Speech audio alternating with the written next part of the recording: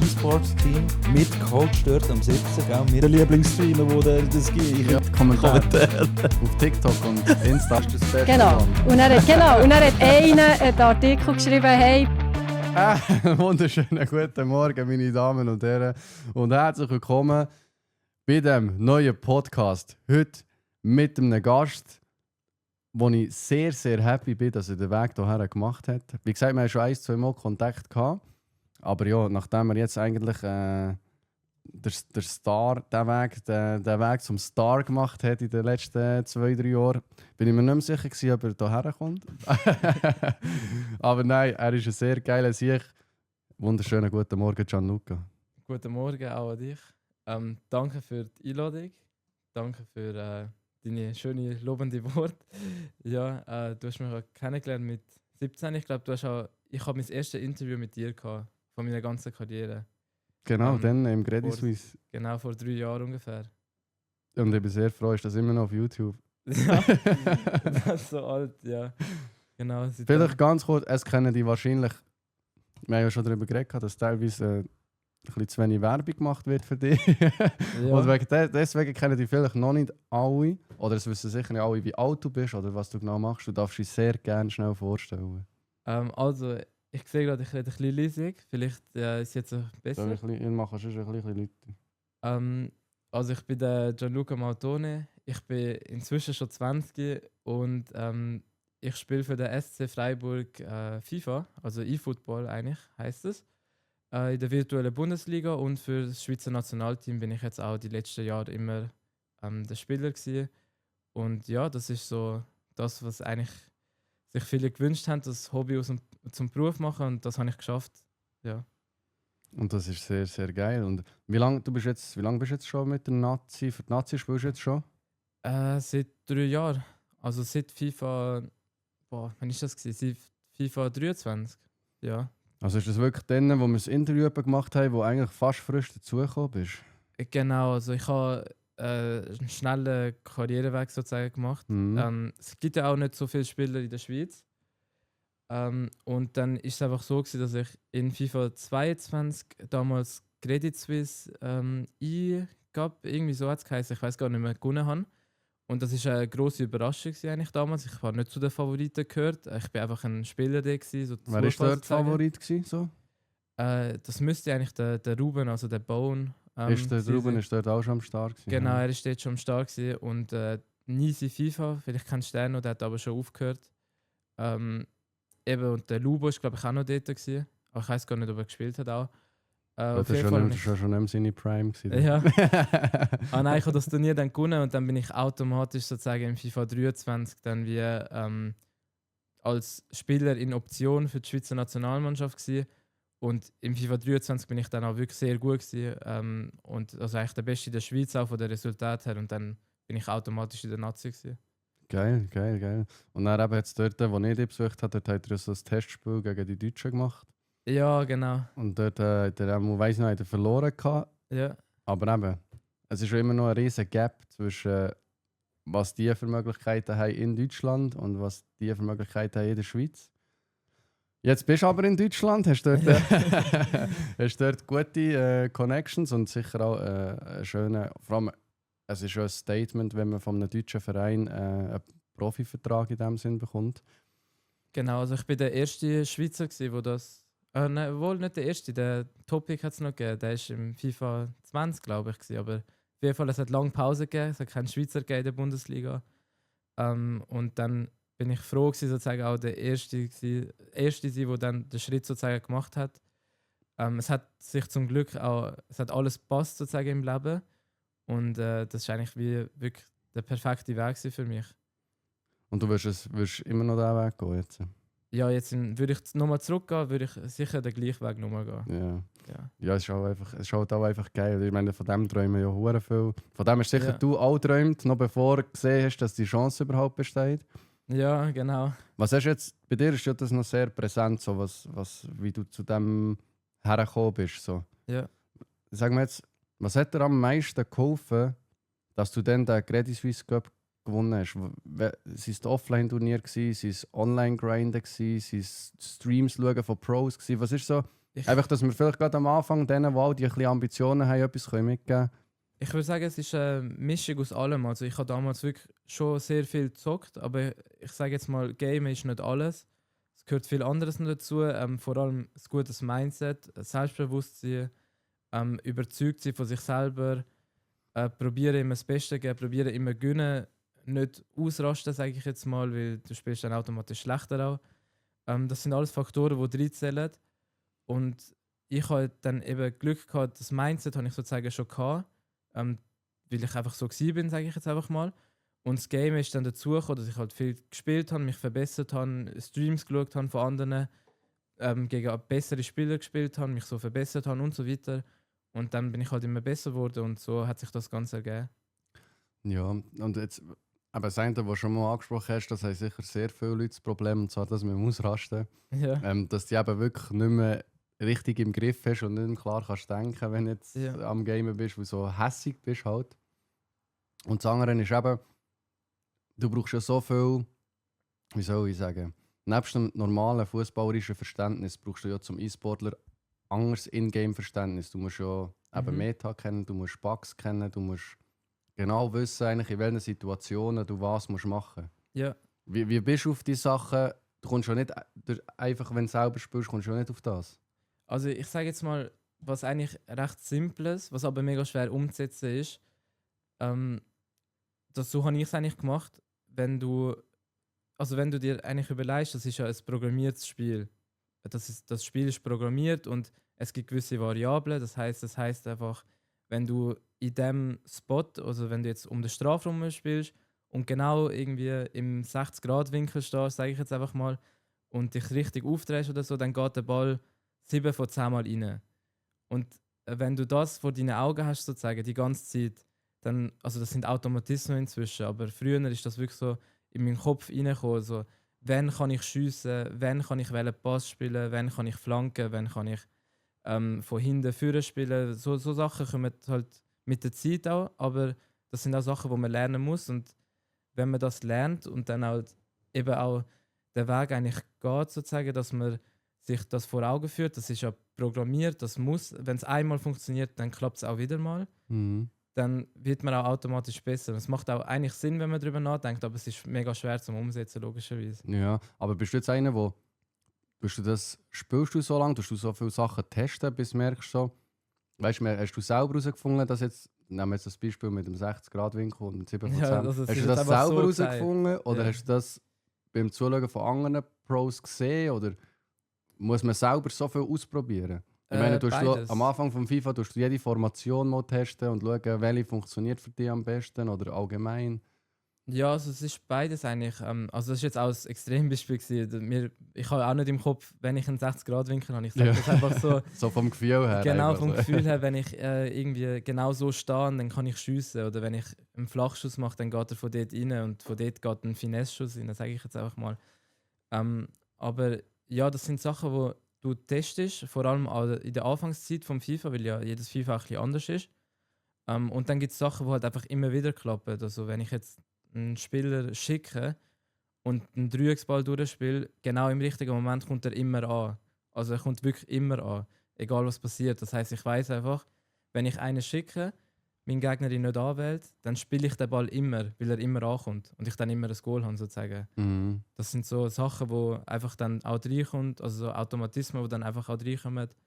Und ja, also so einfach ist es sozusagen. Ja, aber am Anfang hilft es sicher recht, eben, wenn man jetzt dir zuschaut, das hilft natürlich recht, auch zwischendurch sehen, okay, das macht er viel, dann muss man muss jetzt selber Genau, zuerst genau. drauf kommen, oder? Ja. Jetzt, was ich jetzt viel beobachtet habe, jetzt, wenn man auch selber spielt, ist die wirklich eben die direkten Dreiecksbälle teilweise, die die Leute machen, über einen, den sie geschickt haben und so. Du musst ja das zuerst sehen Ja, und erkennen, dass du es dann selber überhaupt kannst probieren, oder? Weil du machst ja Ja. nicht einfach Zeug, oder? genau. Es kommt auch, also eben anfangs FIFA, da testet man Sachen und nachher kommen auch nach und nach halt Sachen raus, Bugs und so, wo halt Leute, wo andere Leute herausfinden, andere Leute machen und du kopierst es einfach. Mhm. Ja.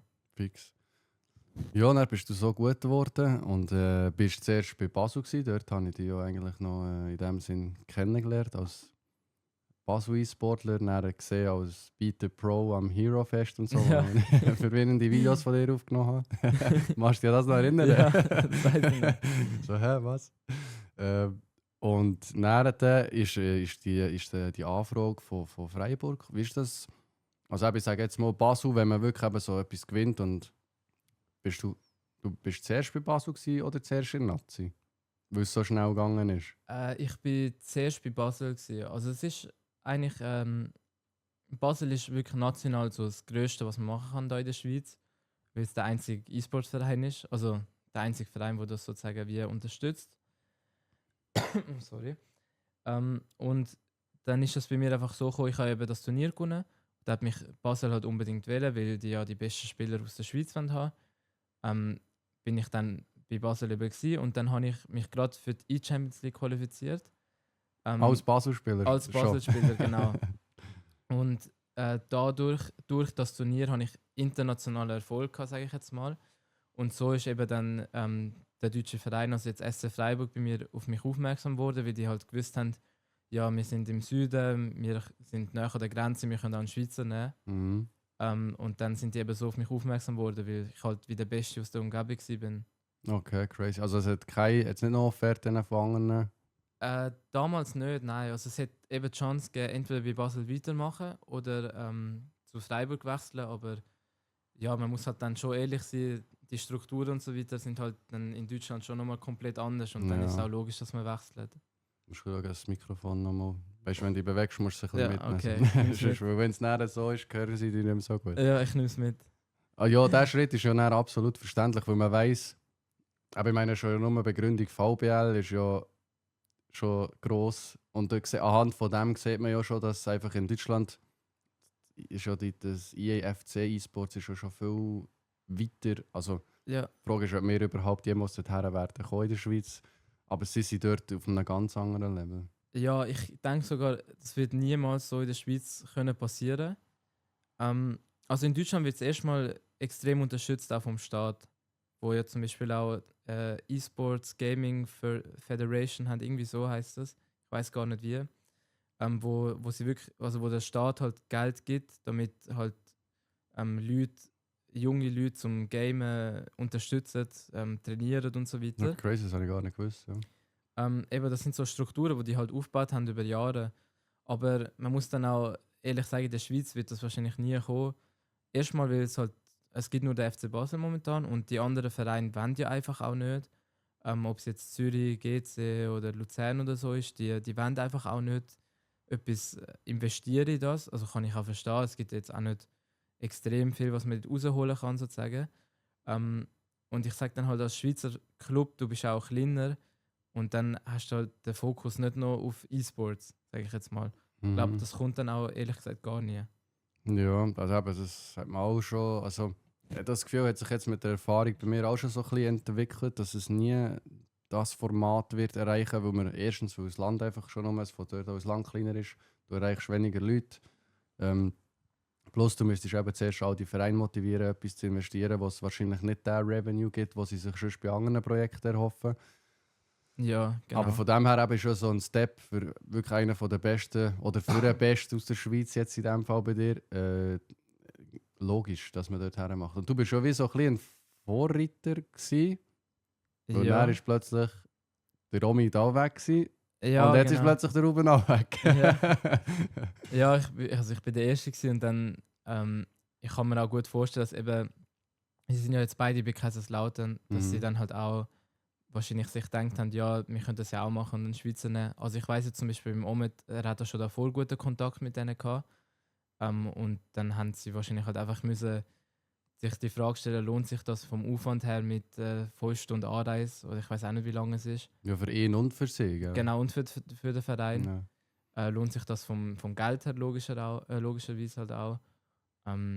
Ja, also so Sachen. Aber ja, ich bin eigentlich schon Vorreiter gewesen, und die sind dann halt nachgekommen jetzt. Ja, das finde ich. Ich finde es sehr, sehr geil, dass wir dort die Vertreter auch noch haben. Und ich wünsche natürlich, dass alle Erfolg haben. Weil am Schluss ist es ja eben Fakt, ist, du musst auch immer Erfolg haben, dass noch mal ein bisschen Genau, also etwas mehr kannst du daraus machen. Weißt du, was ich meine? ja, also man muss halt dann auch so, man muss das jetzt einmal so sehen, aus finanzieller Sicht, bevor wir mal in das Thema gehen noch.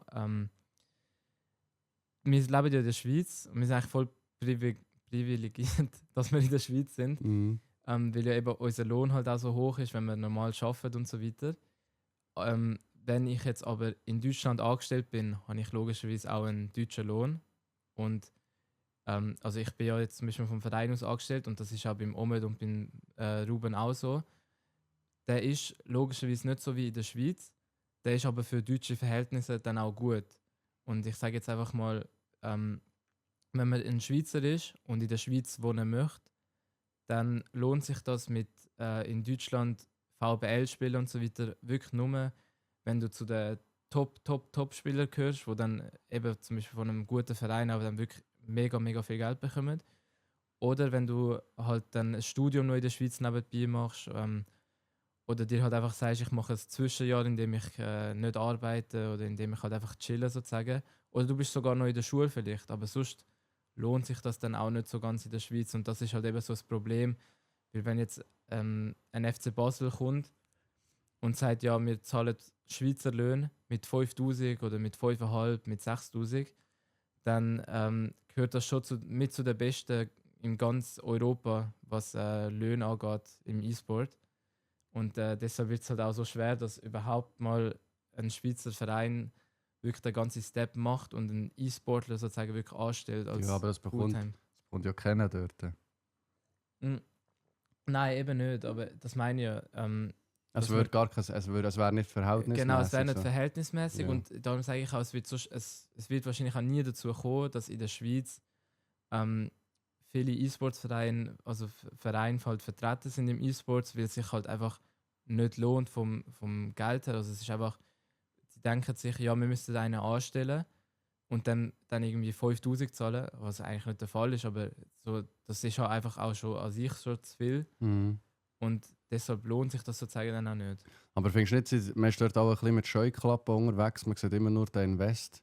Ja, aber dass auch, du einen klar. Spieler kannst, sage ich jetzt mal, jetzt auf dem Vermarktungsweg, sage ich jetzt mal, du kannst, wenn du einen richtig guten hast, klar, eben, es ist dann immer, der muss dann halt auch performen, das ist immer so zusammen connected, aber du kannst dann auch Content machen, du kannst dann extreme Reichweite generieren. Ja. Ist das dann nicht ein bisschen... Also es stimmt schon, ich sage jetzt aus meiner Erfahrung her, also ich weiß inzwischen ungefähr, was Beträge sind, was auch Sponsoren zum Beispiel zahlen. Und es kommt halt einfach nicht an, von der Zahl, von der Reichweite her. Früher ist zum Beispiel der E-Sport im FIFA noch ein bisschen grösser gewesen. Dort hat es viel mehr Zuschauer und so weiter gegeben, aber durch die Jahre ist es immer weniger geworden. Ich kann mir auch vorstellen, dass eben viele Leute das auch nicht mehr so interessiert wie früher. Ich denke mal, vielleicht Corona-Zeit hat es wahrscheinlich auch mehr Leute gegeben, die das interessiert hat. Und dadurch, dass halt Zuschauerzahlen immer weniger werden die Sponsorenzahlen immer weniger und so kann das dann nicht weitergehen, logischerweise. Ja, logisch. Ja. Genau, aber ich sage auch, es wäre schon in Zukunft möglich, dass man halt eben das auch als Invest sieht und das dann auch wirklich mal durchzieht. Aber für das müsste der ganze Markt international wachsen. Sonst Okay. sehe ich halt keine Zukunft in dem. Okay, also das ist so deine Vision einfach für die Zukunft, wenn es so besser werden. Ja, genau. Denkst du jetzt da, die Übernahme von den Saudis hilft dem Ganzen? Ich glaube sogar, ehrlich gesagt schon, ja. Aber wenn es vielleicht ein bisschen moralisch vertreten, also nicht Ja. ganz vertretbar ist. Gut, aber du bist ja auch einig, was seid ihr gewesen? Was seid ihr spielen? wir Euro? sind E-Club-WM gespielt. E-Club WM. Aber auch in genau. Saudi, ja, genau. Eben, ja. Aber dort hast du ja schon auch gesehen, dass die machen einen riesen Aufwand für das. Die machen Genau, Invests. die machen Invest. Also ich weiß nicht, von wo, also ich glaube, das kommt halt auch wirklich vom Staatsfonds dort. Also ich kann es mir nicht anders vorstellen. Wie Ölgelder oder so. Ja, also keine Ahnung. Angaben ohne Gewähr. Aber die haben schon mega viel Geld investiert, das stimmt. Aber von den Zuschauerzahlen her frage ich mich dann schon auch, wie sich das dann wirklich auch gelohnt hat, sozusagen. Also der Invest, den sie gemacht haben in FIFA. Zum Beispiel in anderen Spielen hat sich das viel mehr gelohnt, denke ich mal, als im FIFA. Aber der FIFA E-Sports-Markt ist international irgendwie einfach wirklich schwach auch im Verhältnis. Obwohl das eigentlich gar keinen Sinn macht für mich, weil halt wirklich so viele Leute FIFA spielen. Aber, ja. Aber es juckt halt irgendwie nicht so viele Leute den E-Sport. Ja, man müsste irgendwie dort etwas finden, das beide Seiten interessiert. Auch der Casual, Normal-Gamer, der Irgendetwas müssen wir bringen, wo ihn interessiert. Sie probieren es jetzt ein bisschen, eigentlich mit diesen Karten, die kommen im Ultimate, probiert man ja eigentlich ein bisschen das Interesse ein bisschen zu wecken. Aber es muss wie etwas anderes noch dabei sein. Ja, früher hat es zum Beispiel von Champions noch gegeben mit Top 200, also Top 100 beste Liste und so. Dort ist ja wirklich der E-Sport auch in FIFA am Peak, sage ich jetzt mal, von den Zuschauerzahlen. Dort hat jedes Turnier 100'000 Zuschauer gehabt, mindestens. Und inzwischen ist das ja nicht mehr so. Inzwischen verteilt es noch Drops und so weiter, damit halt Zuschauerzahlen nicht gering sind. Aber eben von Champions hast du eigentlich eine recht gute Möglichkeit gehabt, weil ich zum Beispiel bin auch nur so in FIFA E-Sports reingekommen, weil ich mir halt eben gesagt habe, ich möchte besser werden, ich weiß gar nicht, ob du damals schon gespielt hast, aber... Nicht Champions, nein. Also ja, eben damals... Also mein Account ist schon seit FIFA 2012, ja. aber ja nicht Weekend League oder Champions habe ich nicht gespielt. Ja, eben, damals hat es noch Elite 1, Elite 2, Elite 3, Top 100, Gold 1 und so weiter gegeben und du hast dich halt immer auch mit den Kollegen messen, du hast immer besser werden, du hast immer besser sein als der Kollege, logischerweise. Und dann bist du automatisch halt auch immer auf die Top 100 besten Liste und hast dir mal so die Namen durchgeschaut von den Besten. Und ja, um zu besser werden, hast du dir auch immer gedacht, ja, ich muss doch denen zuschauen oder so. Und deshalb sind auch die E-Sports-Turniere so attraktiv gewesen früher. Und seit sie das rausgenommen haben, ist halt wirklich, die Zuschauerzahlen sind immer weiter und weiter runter. Und es macht halt für mich jetzt im Nachhinein immer noch keinen Sinn, wieso sie das gemacht haben. Aber sie haben es so entschieden und ja, man kann ja auch nichts ändern. Ja, aber in dem Fall würdest du sagen, das wär ein guter Step mal für wieder das ein bisschen zurückzubringen, wenn sie wieder die Top 100, Top 200 Listen würden bringen in dem Sinn. Ja, dass also halt die Jungs die Weekend Motivation League, haben, so ich will meinen Namen dort lesen. So ja, also ich würde die alte Weekend League zurückbringen. Ich weiß, es gibt viele Casual-Spieler, die also sagen... mit 40, oder? Mit 30. Mit 30. Die sagen, 30 Spiele sind viel zu viel und so weiter. Aber ich würde es trotzdem zurückbringen. Ich glaube halt eben, wenn du ein Casual-Spieler bist, dann spielst du ja so oder so nicht 30 Spiele an einem Wochenende. Aber du spielst wahrscheinlich auch nicht 20.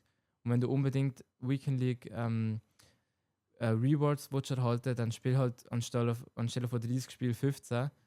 Und dann hast du halt nicht so gute Rewards. Aber dann ist es halt so, weil der mehr spielt, bekommt ja logischerweise auch mehr Rewards. Ja, fix. Sollte ja auch so sein eigentlich.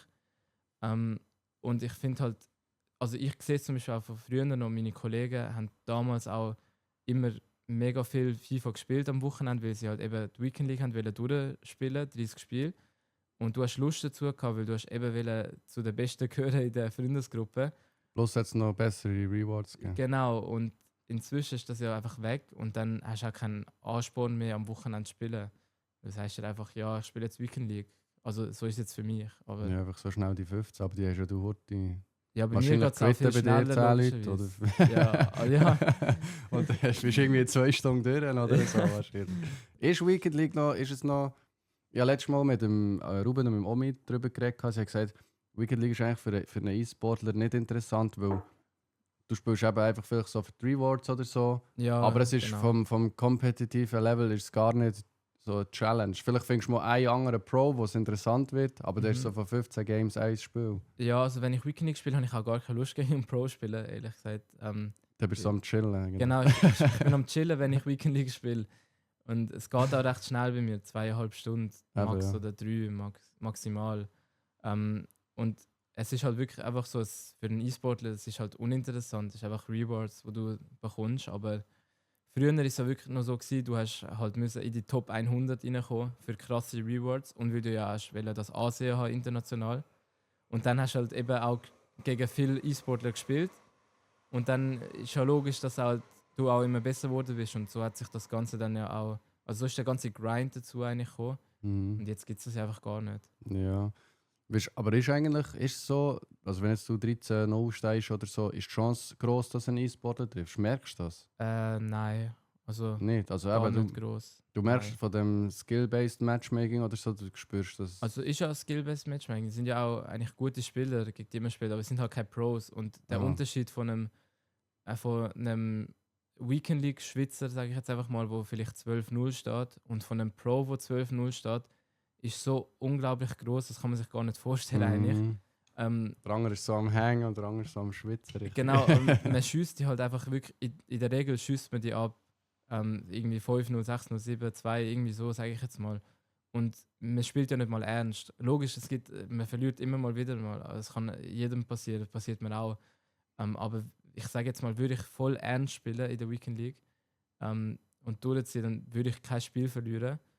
Außer ich spiele eben gegen einen anderen Pro. Aber normalerweise würde ich halt nicht verlieren. Das ist einfach, weil das Know-how über das Spiel, eben über das Programm IEFC, sage ich jetzt mal so, ist das der Gap, wo du... Ja, genau. Also der Gap ist halt einfach riesig. Also wirklich, Ja, das merkt man halt erst, wenn man dann wirklich so das Niveau hat. ja. Du kannst eigentlich jeden... Eben, du siehst jeden Fehler, den er macht. Du kannst alles ausnutzen in dem Sinn. Und das Ja. sind viele verschiedene Sachen. Ja, genau. Also man spielt das auch mega schnell. Also ich spiele das sogar selber, wenn ich jetzt eben gegen einen Top-Pro spiele, also wo nochmal so 2 Stufen besser ist als ich. Man merkt das sogar auch, wie man ein bisschen überfordert auch ist. Also es ist immer schwer, sozusagen mitheben. Man kann mitheben, ist immer schwer. Und ich sage jetzt mal, ein Weekend League-Spieler, der halt wirklich gar keine Pro-Erfahrung hat, der hat es dann halt gegen eben so einen guten Pro einfach unglaublich schwer und also gefühlt unmöglich eigentlich. Mhm. Ja, das ist etwas Krasses. Das ist eigentlich auch ein bisschen der Unterschied. Jetzt ich sage auch der Unterschied zwischen einem, der 9-0, jetzt wie ich, oder 9 Wins holt oder 10. Jetzt klar mit einem Köder-Team in dem Sinn, aber 10 Wins und einer, der wirklich regelmäßig 15 holt, der aber nicht Pro ist. Dort ist aber der Unterschied auch so gross.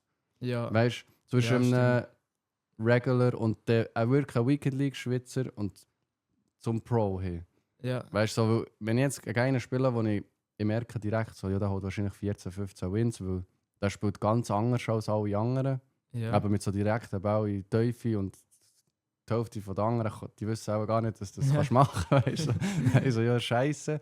Aber Ja. auch dort ist der Gap so groß. Das ist jetzt eben auch bei den Offline-Turnieren, die wir gemacht haben, ein riesen Thema. So, weißt, Casuals ist es schwierig, dass die so an ein Turnier kommen, weil wenn einer ein bisschen Weekend League spielt, ist er einfach schon viel besser als die nur ein bisschen Division Rivals spielen oder so. Ja, genau, aber darum sage ich auch, früher hast du auch eben den Ansporn gehabt, du hast Weekend League gespielt, um halt auch besser zu werden, du hast gegen Pros gespielt und so weiter. Und jetzt ist das halt einfach nicht so. Jeder Pro hat früher nicht Weekend League ernst genommen. Inzwischen Ja. nimmt man sie einfach nicht ernst. Und ich bin damals nicht mal Pro gewesen, aber ich habe halt einfach reingeschwitzt. Ja.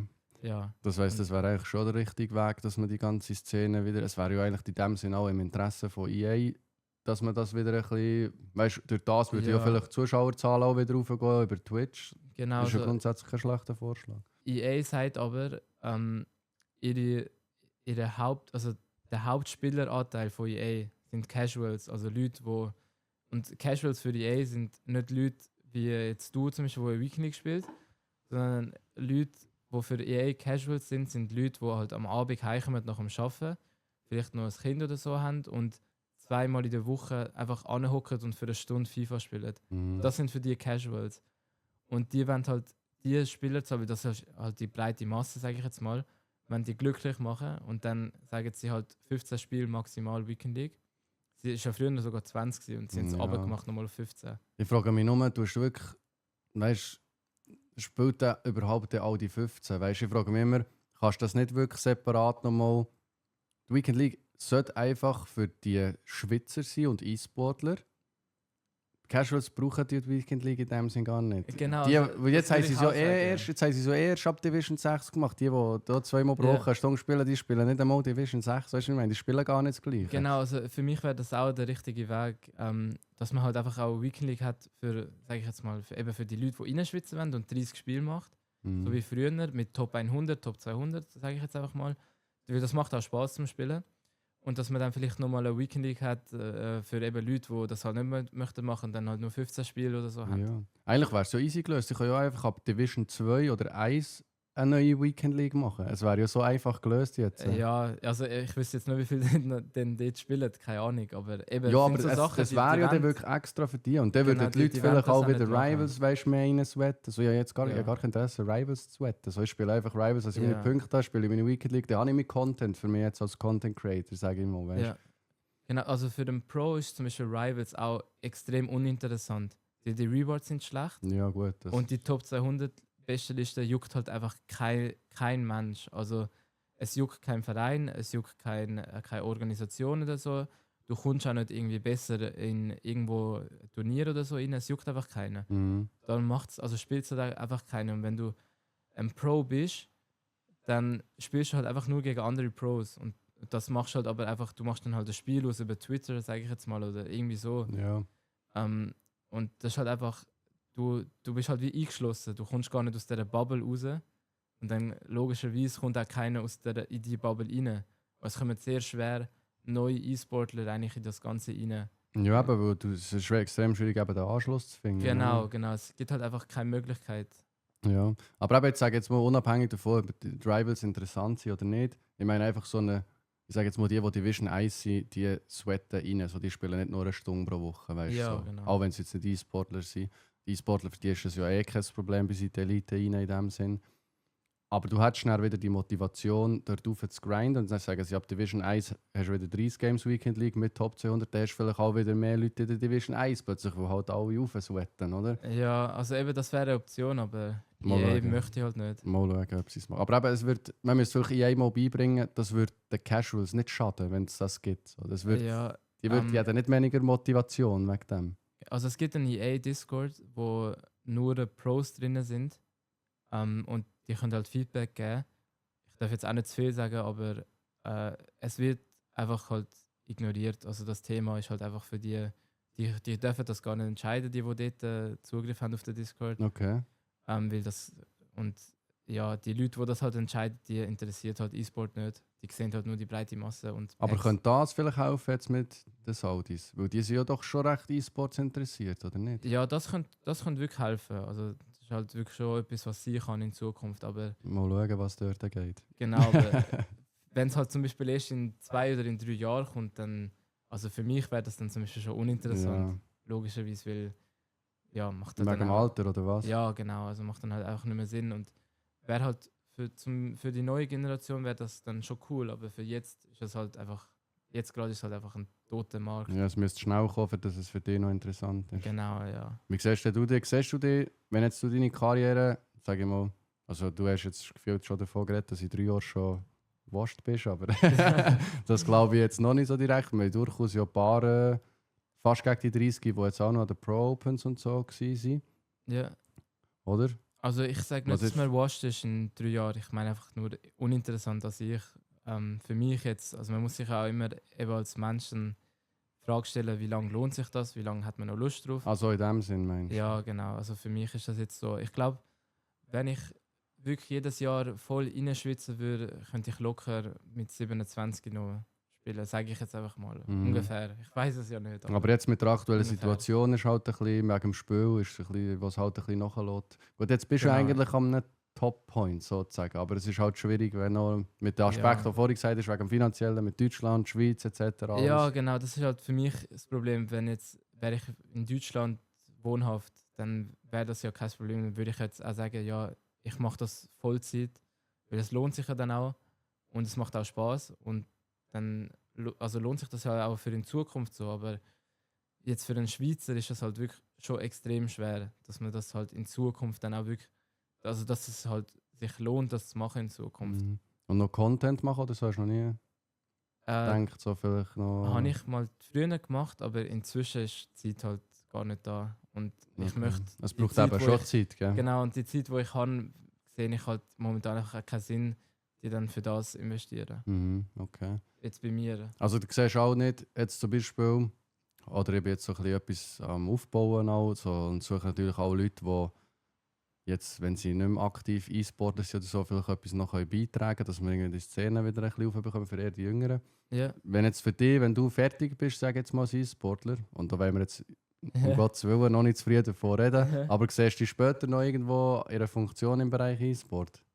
Ich wüsste halt nicht, welche Funktion offen wäre, ehrlich gesagt. Also ich wüsste nicht, was man machen könnte in der Schweiz. Also was man für einen Aber du, Beruf recht, könnte du machen, überlegst schon sozusagen. in der Schweiz, auch nicht Deutschland, also das wäre Nein, auch so ein ich bisschen... möchte auch nicht auswandern oder so. Ja. Also für mich ist halt, ich möchte in der Schweiz sozusagen bleiben und dann, ich sehe halt wie keine Funktion da. Also es gibt zum Beispiel eben der Hakan, den wir ja beide kennen, er ist ja bei einer Agentur eigentlich angestellt, Mhm. wo ja dann eben so E-Sports-Event und so organisiert.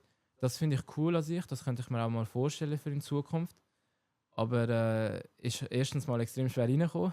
Und zweitens glaube ich auch nicht, dass es viele Stellen sozusagen offen hat in dem.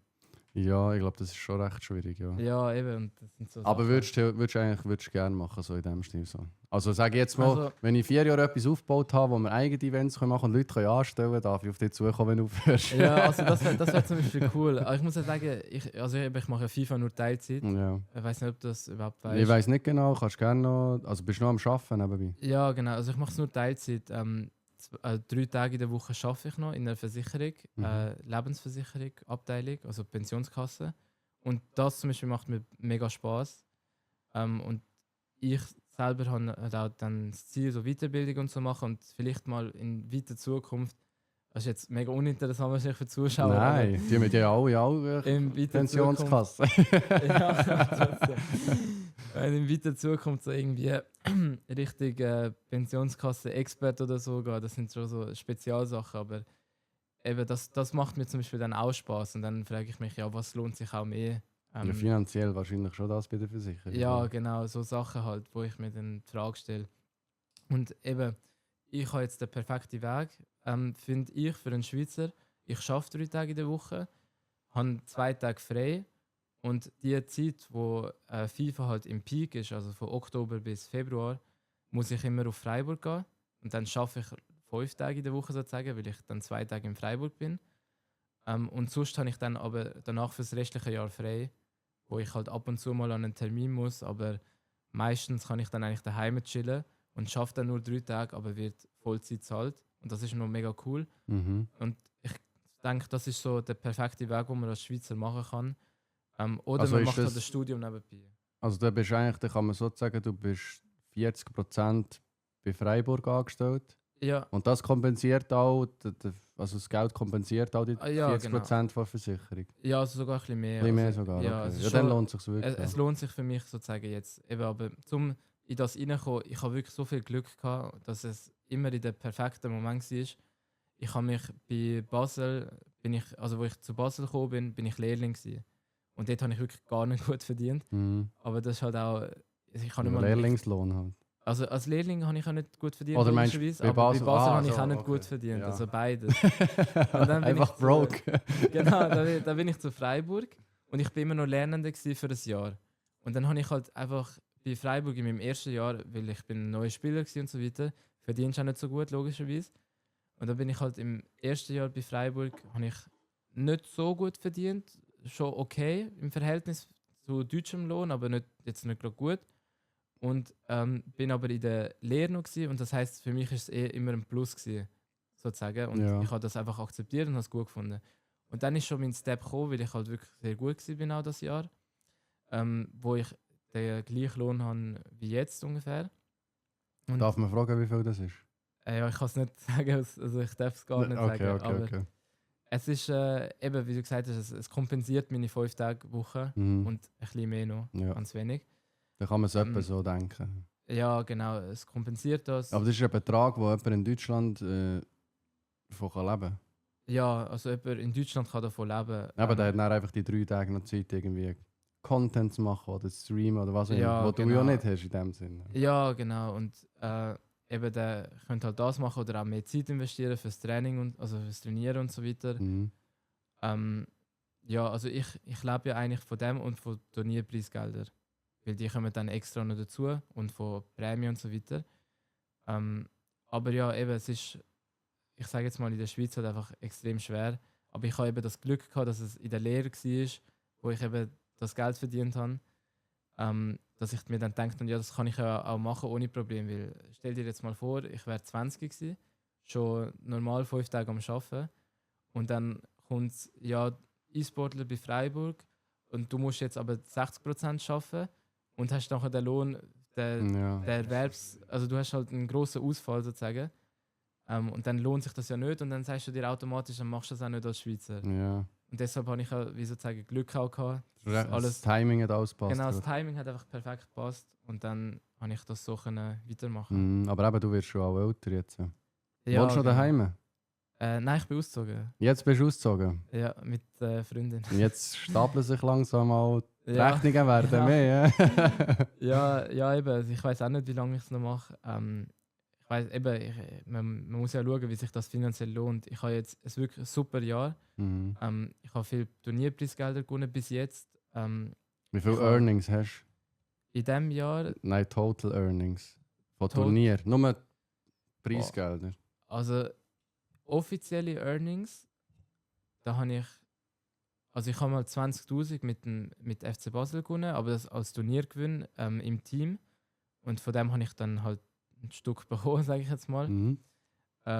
Und dann habe ich halt jetzt für die E-Euro-Quali, die jetzt nächste Woche stattfindet, dort habe ich schon mal 7,5 sicher. Aber ich muss auch noch ein bisschen abgeben am SFV, also am Verband. Mhm. Aber ich kann jetzt nicht sagen, wie viel. Ja, das ist egal. Und dann für Pro Open habe ich 4'000 gewonnen, Mhm. Dollar. Und im August habe ich auch nochmal 2'000 Dollar gewonnen. Also das sind, wie viel sind das jetzt? Keine Irgendwie so Ahnung, aber 20 ungefähr, oder so. ja genau, ungefähr 20. Und ich sage jetzt mal, das ist nur offizielles Turniergewinn als E-Sportler. Vor allem früher habe ich noch viel mehr Turniere einfach so gespielt, aus Spaß, wo du halt 100 Stutz machst, 200 So Stutz. Cash Cups. Genau, so Cash Cups. Und dann sammelt sich das ja an. Also ich würde schon sagen, in meiner gesamten Laufbahn, dass ich schon, also mindestens 20, ich weiß jetzt auch nicht, vielleicht 20 oder so Ja. ungefähr habe. Das ist ja auch gutes Geld, als ich so. Ja. Aber es ist eben eigentlich crazy, weil wenn jetzt zum Beispiel, wir sind mal an der Switzerland, ist schon mal ein Fortnite-Turnier dort gewesen. Ja, Und dann sind wir mal dort mit TCS eSports League sind wir umgefragt, was die Leute für Earnings haben. ja, Und dort hat so einer, der einfach ein bisschen besser ist. Und ich meine, die sind alle dort gewesen, in der Schweiz. Das sind jetzt Ja. nicht weltweit die Besten gewesen. Aber einer, der jetzt ein bisschen besser ist, vielleicht von Deutschland, dort hat jeder irgendwie so 40k gehabt. ja, ist krass. Weißt du, und dann denkst du Ja. so, Bro, weißt du, jetzt, das ist für FIFA ist das eigentlich geisteskrank schon, die Earnings. So, weil Ja. aber jetzt auch gerade mit der E-Euro, wo ja noch nicht fix ist, kann ja noch mehr werden, Ja, je genau. nachdem. Wo wir nachher sehr gerne noch drüber reden. Aber eben das Verhältnis siehst du natürlich schon ein bisschen. Das, Ja, genau. Also Fortnite ist halt auch das grösste Spiel sozusagen. Also dort ist auch wirklich am meisten Preisgeld drin. Und eben, es kann fast kein E-Sportler aussorgen im FIFA. Es gibt 2-3 Stück, also okay, ein bisschen mehr, vielleicht 5, 6, aber es ist schon extrem schwer aussorgen, weil du musst halt dann wirklich, du musst WMs gewinnen oder du musst eine E-Champions League gewinnen oder du musst halt wirklich so. ja, aber du den musst ja auch Titel gewinnen. Content machen. Du musst oder du kannst ja Ja, auch auch. Twitch-Subs und das ganze Zeug, YouTube, Earnings, Genau, ja, dies, das kommt noch dazu, aber als Beispiel jetzt zum Beispiel der Umut, du kennst ihn Mhm. vielleicht auch aus Deutschland. Ja. Also er verdient ja auch schon recht gut und er hat ja auch, also extrem gut eigentlich, und er hat ja auch extrem gute Earnings. Ich glaube irgendwie 800'000 oder so Ach schon. insgesamt in seiner ganzen Karriere. Eben, er hat 2 WMs gewonnen, er ist überall dabei, seit 6 Jahren oder so, seit 5 Jahren, ich weiß auch nicht. Denkst du, er hat ausgesorgt? Also- Rein mit E-Sports, ohne Content. Gut, er macht ja auch nicht so viel Content und so. Eben, er macht gar keinen Content, Ja. weil es sich halt nicht mehr lohnt. Mhm. Weil FIFA halt, früher hat er noch Content gemacht. Ja, aber jetzt näher auf die Zeit raus. Weißt du, wenn jetzt Tim Latka schaust, der lebt jetzt vom Streamen, sage ich jetzt mal, und Content. Ja. Irgendwann ist es ja dann auch vorbei. Ja, genau, aber ich sage jetzt mal, das ist jetzt eben auch wieder in Deutschland gewesen. Ich weiß jetzt nicht, wie viel er verdient, aber ich kann mir auch nicht vorstellen, dass es so extrem krass ist. Und wenn du dann in der Schweiz bist, ist es dann halt immer noch mal relativ Ja gut, aber Schweiz ist crazy. Ja, genau. Also Man eben hat Schweiz hohe ist Löhne, crazy. da. Das ist alles zu teuer. Ja, also Nein, ist ja grundsätzlich gut. genau, aber eben zum Beispiel jetzt beim Umut. Früher hat er viel mehr Content gemacht, weil sich der Content auch gelohnt hat. Es hat mega viele Leute das angeschaut, mega viel. Weil sich die Leute halt für den E-Sportler interessiert haben, und inzwischen interessieren sich die Leute für E-Sport gar nicht mehr so. Das heisst, die Zahlen sinken halt auch immer. Mhm. Und es ist mega schwer, also es ist auch logischerweise als ich so schwer überhaupt Zahlen Aber ich sage im jetzt, ein E-Sport. Text, der macht ja wahrscheinlich mit Content Ja, also ein gut Text- Cash. Ein Text zum Beispiel hat alles perfekt gemacht, aber Ja. eben, dass du an das kommst, wird es auch mega Ja, schwer. du musst auch ein Und- bisschen der Typ sein für das. Also, er ist auch so ein bisschen vor der Kamera Genau, gut und so. Ja, genau. Aber beim Text, er ist FIFA 19 gut geworden. Und dort hat er ja so einen Hype bekommen, dass alle seine Zuschauer kommen eigentlich von dort. Also die meisten FIFA kommen von 19. dort, von FIFA 19, weil er alles gewonnen hat. Damals ist aber eben jedes Turnier noch mit 100'000 Zuschauern gewesen. Ja. Und jetzt ist es halt anders. Also, wenn du jetzt alles gönnst, Gut, aber es sind ja schon noch so, was sind es, 40 vielleicht noch auf einem EAFC-Stream? Oder nicht mehr, sind es nicht mehr so viel? Doch, es Habe sind ich- schon auch, es kommt halt immer darauf an, es gibt eben so Drops, die aktivieren.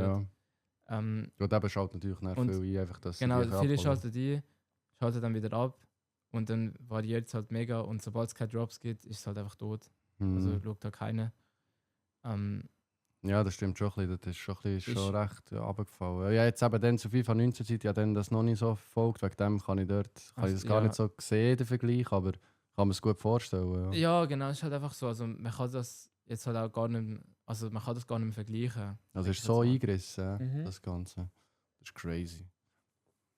Das ist crazy. Dann fragt man sich aber dann fast ein bisschen, wie können wir das wieder interessanter machen. Ja, also ganz viel liegt halt auch an EA, wo das ja auch jucken Aber muss, ist es nicht in sozusagen. jedem Bereich E-Sports Ähm, eingebrochen? Gut, jetzt eben also League of Legends doch, und so ist ja wahrscheinlich schon, auch, aber- das ist ja ein riesen, Also ich ist ja ein glaube riesen schon. Einbruch in dem Sinn, was sie hatten. Ja, also jetzt bei EA ist es halt auch wirklich krass, weil die haben dort, also finde ich jetzt wirklich alles falsch gemacht, was man falsch machen kann, Das ist sicher schade. was das angeht. Aber eben zum Beispiel EA hat früher wirklich Zuschauer gehabt und Fortnite hat ja zum Beispiel auch mega Zuschauer gehabt und haut dann so eine WM raus mit 3 Millionen Preisgeld, wo sich jeder Mensch hat können qualifizieren. Und im FIFA ist dann einfach so, ja, wir nehmen die Weekend League weg. Das heißt, die meisten spielen gar nicht mehr so krass, sozusagen, die haben gar keinen Anspruch mehr. Mhm.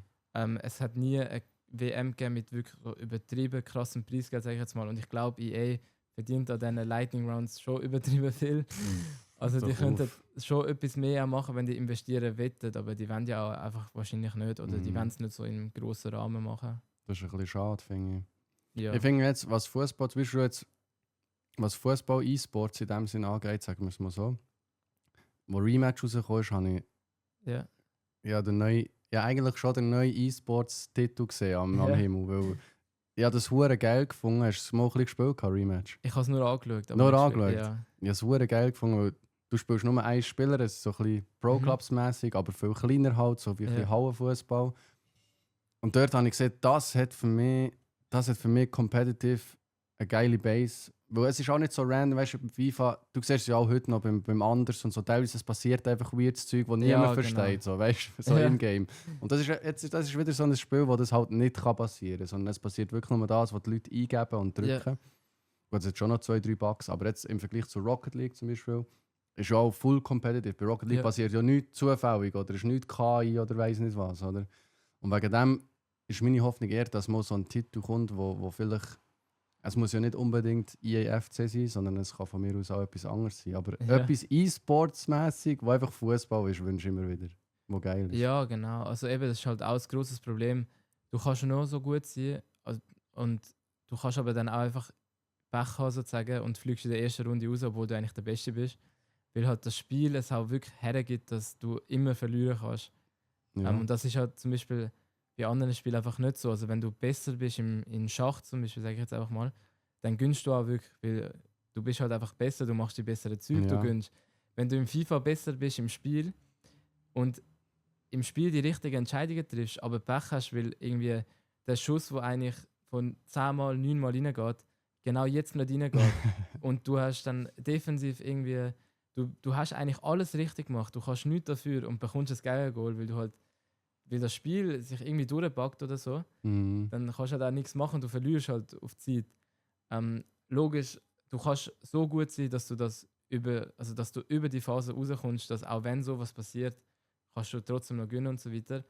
Aber ich sage jetzt einfach mal, das ist halt einfach für die meisten halt so, du kannst halt einfach dann plötzlich gegen jeden Ja. verlieren, obwohl Also du eigentlich kannst weißt- klar besser sein, aber es ist nicht bei 100%, dass du gewinnst. Genau, und es das ist ist so halt bei einfach- 90. ja, und das ist halt einfach bei anderen Spielen nicht so. Und Ja. das ist halt auch etwas, wo dann zum Beispiel auch vielleicht sein kann, dass dann eben einer genau so Gründe nicht aussorgen kann in E-Sport oder nicht, keine Ahnung, oder nicht einen guten Vertrag bekommt im nächsten Jahr. Mhm. Sage ich jetzt einfach Ja, mal. aber also meine Meinung ist definitiv, wir brauchen ein kompetitiveres Spiel im Fußballbereich, wo besser für E-Sport auch noch geeignet ist. So. Eben, wo wirklich der besser zu 100% auch gewinnt und nicht wegen irgendetwas, sondern er muss wirklich selber verkacken in-game, dass er verliert. Nicht so, ja, Ping-Pong, Abbrauer, plötzlich läuft der andere live Ja, ins Goal. genau. Weißt du, das darf es nicht geben in dem Ja. Sinn. Aber man muss auch Aber- fairerweise sagen, EA hat jetzt das Jahr schon ein bisschen, was das angeht, viel besser gemacht. Früher war es noch extremer gewesen. Aber zum Beispiel jetzt auch anfangs FIFA, das Spiel ist ein komplett anderes Spiel gewesen als jetzt. Mhm. Und vor allem Pros merken das, sage ich jetzt mal. Ich weiß gar nicht, ob das für die Casuals auch so, ob man das auch merkt als Casual, aber anfangs FIFA ist es wirklich so gewesen, wenn du richtig tacklet hast, es ist mega schwer gewesen zum Tacklen, aber wenn du im richtigen Moment und in die richtige Richtung tacklet hast, also Kreis drückst, dann hast du den Ball immer bekommen. Und so sollte es ja eigentlich auch sein, Ja. skillbasiert. Mhm. Du machst alles richtig, du bekommst den Ball. Und inzwischen haben die das Ganze wieder patcht und so verändert für den Casual-Spieler, sage ich jetzt mal, dass wenn du tacklest, du bekommst ihn einfach nicht mehr immer. Und das ist halt einfach jetzt Das ein ist random ass. mehr. Ja, das ist ass. Man. Das ist jetzt einfach mal ein Beispiel. Und das sind halt so Sachen, wo man halt nicht versteht als Pro, aber EA sieht halt den Sinn dahinter. Für eben so Casual-Spieler und so. Und ich kann die schon verstehen, das ist die grösste Spielerbasis, Aber die die haben. Gerade jetzt, wo sie ja das gebracht haben, man kann ja den Spielmodus verändern zwischen Ja. competitive oder realistisch. Könntest du doch das gerade mal Ja. sein, weißt du? Eben wegen dem, man versteht es jetzt eigentlich noch weniger als vorher, so, Ja. dass sie es geändert haben. Ja, es ist einfach komisch. Also, Ja, ist ja gleich. Du hast es ja trotzdem bei der Pro Open nicht schlecht können machen, oder? Also Ja. vielleicht, jetzt, wir haben schon letztes Mal relativ viel über Pro Open geredet noch, mit dem Merkim und dem Genti. Du bist dort auf Atlanta gekommen nachher, ja, genau. mit dem Also, SC Freiburg. Ja. ja, also Wie ist das? Vielleicht müssen wir dort ein System- bisschen vorher anfangen. Vielleicht müssen wir dort ein bisschen vorher anfangen. Okay, Pro also, Open Ja. qualifizierst du dich online durch wirklich Ultimate Team zuerst, oder? Genau, das ist jetzt auch neu das Jahr. Das ist das erste Mal, dass die das gemacht haben. Es gibt ein Ladder, heißt es im Spiel. Wenn du Rivals Division 4 bist, wird die freigeschaltet auf deinem Account. Und dann hast du eine Woche Zeit. Eben EA sagt dann vom 9. Dezember bis 16. Dezember, sage ich jetzt auch mal, ist die Ladder offen. Und du musst in die Top 265 kommen, dass du dich für den Qualifier qualifizierst. Und dann, wenn du in dem drin bist, dann sagt EA, wenn das Turnier ist dann sozusagen, und das ist halt immer an einem Wochenende. Und nachher an diesem Wochenende eben musst du dich in die Top 12 spielen. Und da gibt es zuerst eine Swiss Stage, also 7 Runden, Swiss Phase, das heißt, du musst 5 Spiele gewinnen, darfst maximal 2 verlieren. Und dann K.O.-Phase mit Double Elimination oder Single Elimination, kommt immer aufs Turnier drauf an. Und wenn du dann wirklich in die Top 12 kommst, bist du dabei in Atlanta. Das sind aber Top 12 von wo? Von Europa East. Jetzt Europa in East meinem sind wir. Fall, Okay. genau. Ja. Was ist da alles? Das ist eben Deutschland, Schweiz, ist Frankreich dort Italien, Frankreich nicht. Okay. Deutschland, Schweiz, Italien, Türkei, Israel sogar. Okay. Die ganz, also Bulgarien, Rumänien, all die. auch? Aber Frankreich schon nicht mehr. Ja, also Frankreich ist dann EU West. Ja. Okay. Ja. Okay. Eben, und dann bist du in Atlanta dabei. Das hast du geschafft, müssen wir noch festhalten. Ja, genau. Und in Atlanta, das sind dann eben 64 Spieler, die sich aus der ganzen Welt, also 12 aus Europa East, 12 aus Europa West und dann aus Ozeanien, aus überall halt eigentlich, wo sich halt die Leute qualifiziert haben, bist du in der Top 64. Und von dort kommen dann nur die Top 16 weiter ins ganze Pro Open. In das ganze Pro Open Event, sage ich jetzt mal. Weil ich habe jetzt auch nur an einem Wochenende gespielt, sozusagen. Ist mega cool gewesen, weil das ja auch broadcastet wird und alles.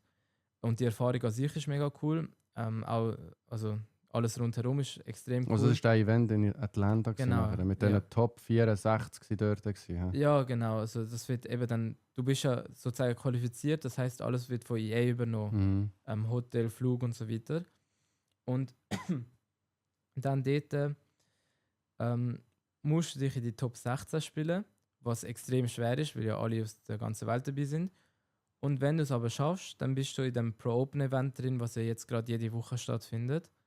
Und eben sind die besten 16 aus dem Turnier gewesen, plus noch die besten 8 vom letzten Jahr.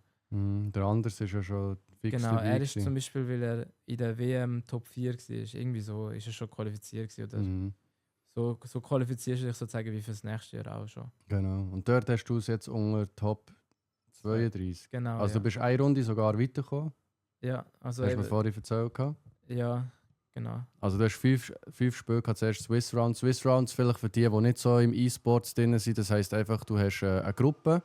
Ja, Und dann heisst, du musst von dieser Gruppe spielst du gegen jeden. Und dann musst du mindestens eine gewisse Anzahl Siege haben, dass du in die ja, genau. nächste Runde kommst, in dem Sinn. Also die Gruppe sind halt alle Leute drin und dein Gegner wird zugelost. Ah ja, genau. Es sind alle Leute drin, aber das heisst, du spielst 5 Spiele. Dann wird je nach Leistung von jedem Spiel Genau. wird ein neuer Gegner zugelost. Ja, Und du musst dann insgesamt 3 von 5 ist dann dort gewesen. ja genau, 3 von 5 musst du gewinnen. Und die hast du Und- gewonnen. Also du hast Ja. 3 von 5 Spielen gegen Top 64 vor der Welt Ja, genau. Also, Spieler gewonnen. genau, ich habe jetzt zum Beispiel mein erstes Spiel gegen Abu Maka heisst der. Der ist auch ein Top-Pro. Es gibt ja so ein World Ranking, ich weiß nicht, ob du das weißt. Ja, ich nehme es schon an, aber ich kenne es jetzt natürlich nicht Also, auswendig. dort ist zum Beispiel, dort ist zum Beispiel der Anders auf Platz 1 und Ist er nicht auf dem 2? Ist Oder doch letztes inzwischen auf dem Mal 2, ist ja. darum ein Reel aufgeladen worden und Ja, es sich stimmt. sehr genervt hat, dass er auf dem 2 ist. ja, inzwischen auf dem 2, aber also er müsste eigentlich schon aufs 1, aber ist ja gleich. Ja. Auf jeden Fall, ich habe gegen den viertbesten Seed gespielt. Das Glaube erste ich. Spiel. Das erste Spiel, genau. Das ist eben so ein, der ist von Saudi halt, Abu Maka heisst der. Und ich habe das überraschenderweise gewonnen. Ich hätte es auch selber nicht gedacht vor dem Spiel, was überraschenderweise Okay. gewonnen. Aber so bin ich dann auch gerade im Broadcast dann auch sozusagen vorgestellt worden, weil die das ja dann auch gesehen haben. Dann hat die EA auch mit mir einen Insta-Post gemacht, eben wegen meinem Sieg. Mhm. Und das sind dann so coole Sachen, die halt dann nur so passieren nebenbei sozusagen. So nebenbei.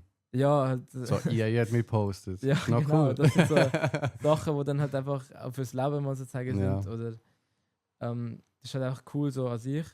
Und dann eben bin ich halt insgesamt weitergekommen in der Swiss Stage, in der Top 32 gewesen. Und von dort hast du dich dann noch in die Top 16 spielen, habe ich jetzt nicht geschafft. Mhm. Das war dann ein Knockout. Gewesen. Ja, genau, Knockouts. Wer hast du dort gehabt? Das ist in dem Fall bist du schon in der ersten Runde rausgefallen.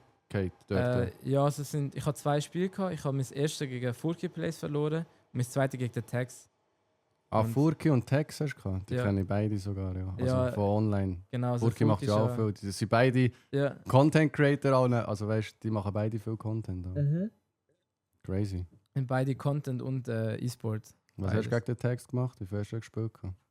Ich habe Äh. leider verpasst. Gehabt. Ist das broadcastet worden? Noch? Nein, das auch nicht. Ah, schade. Also ich bin bis zur 70. ist unentschieden gestanden. Ich glaube 3-3 oder 2-2. Eins von beidem.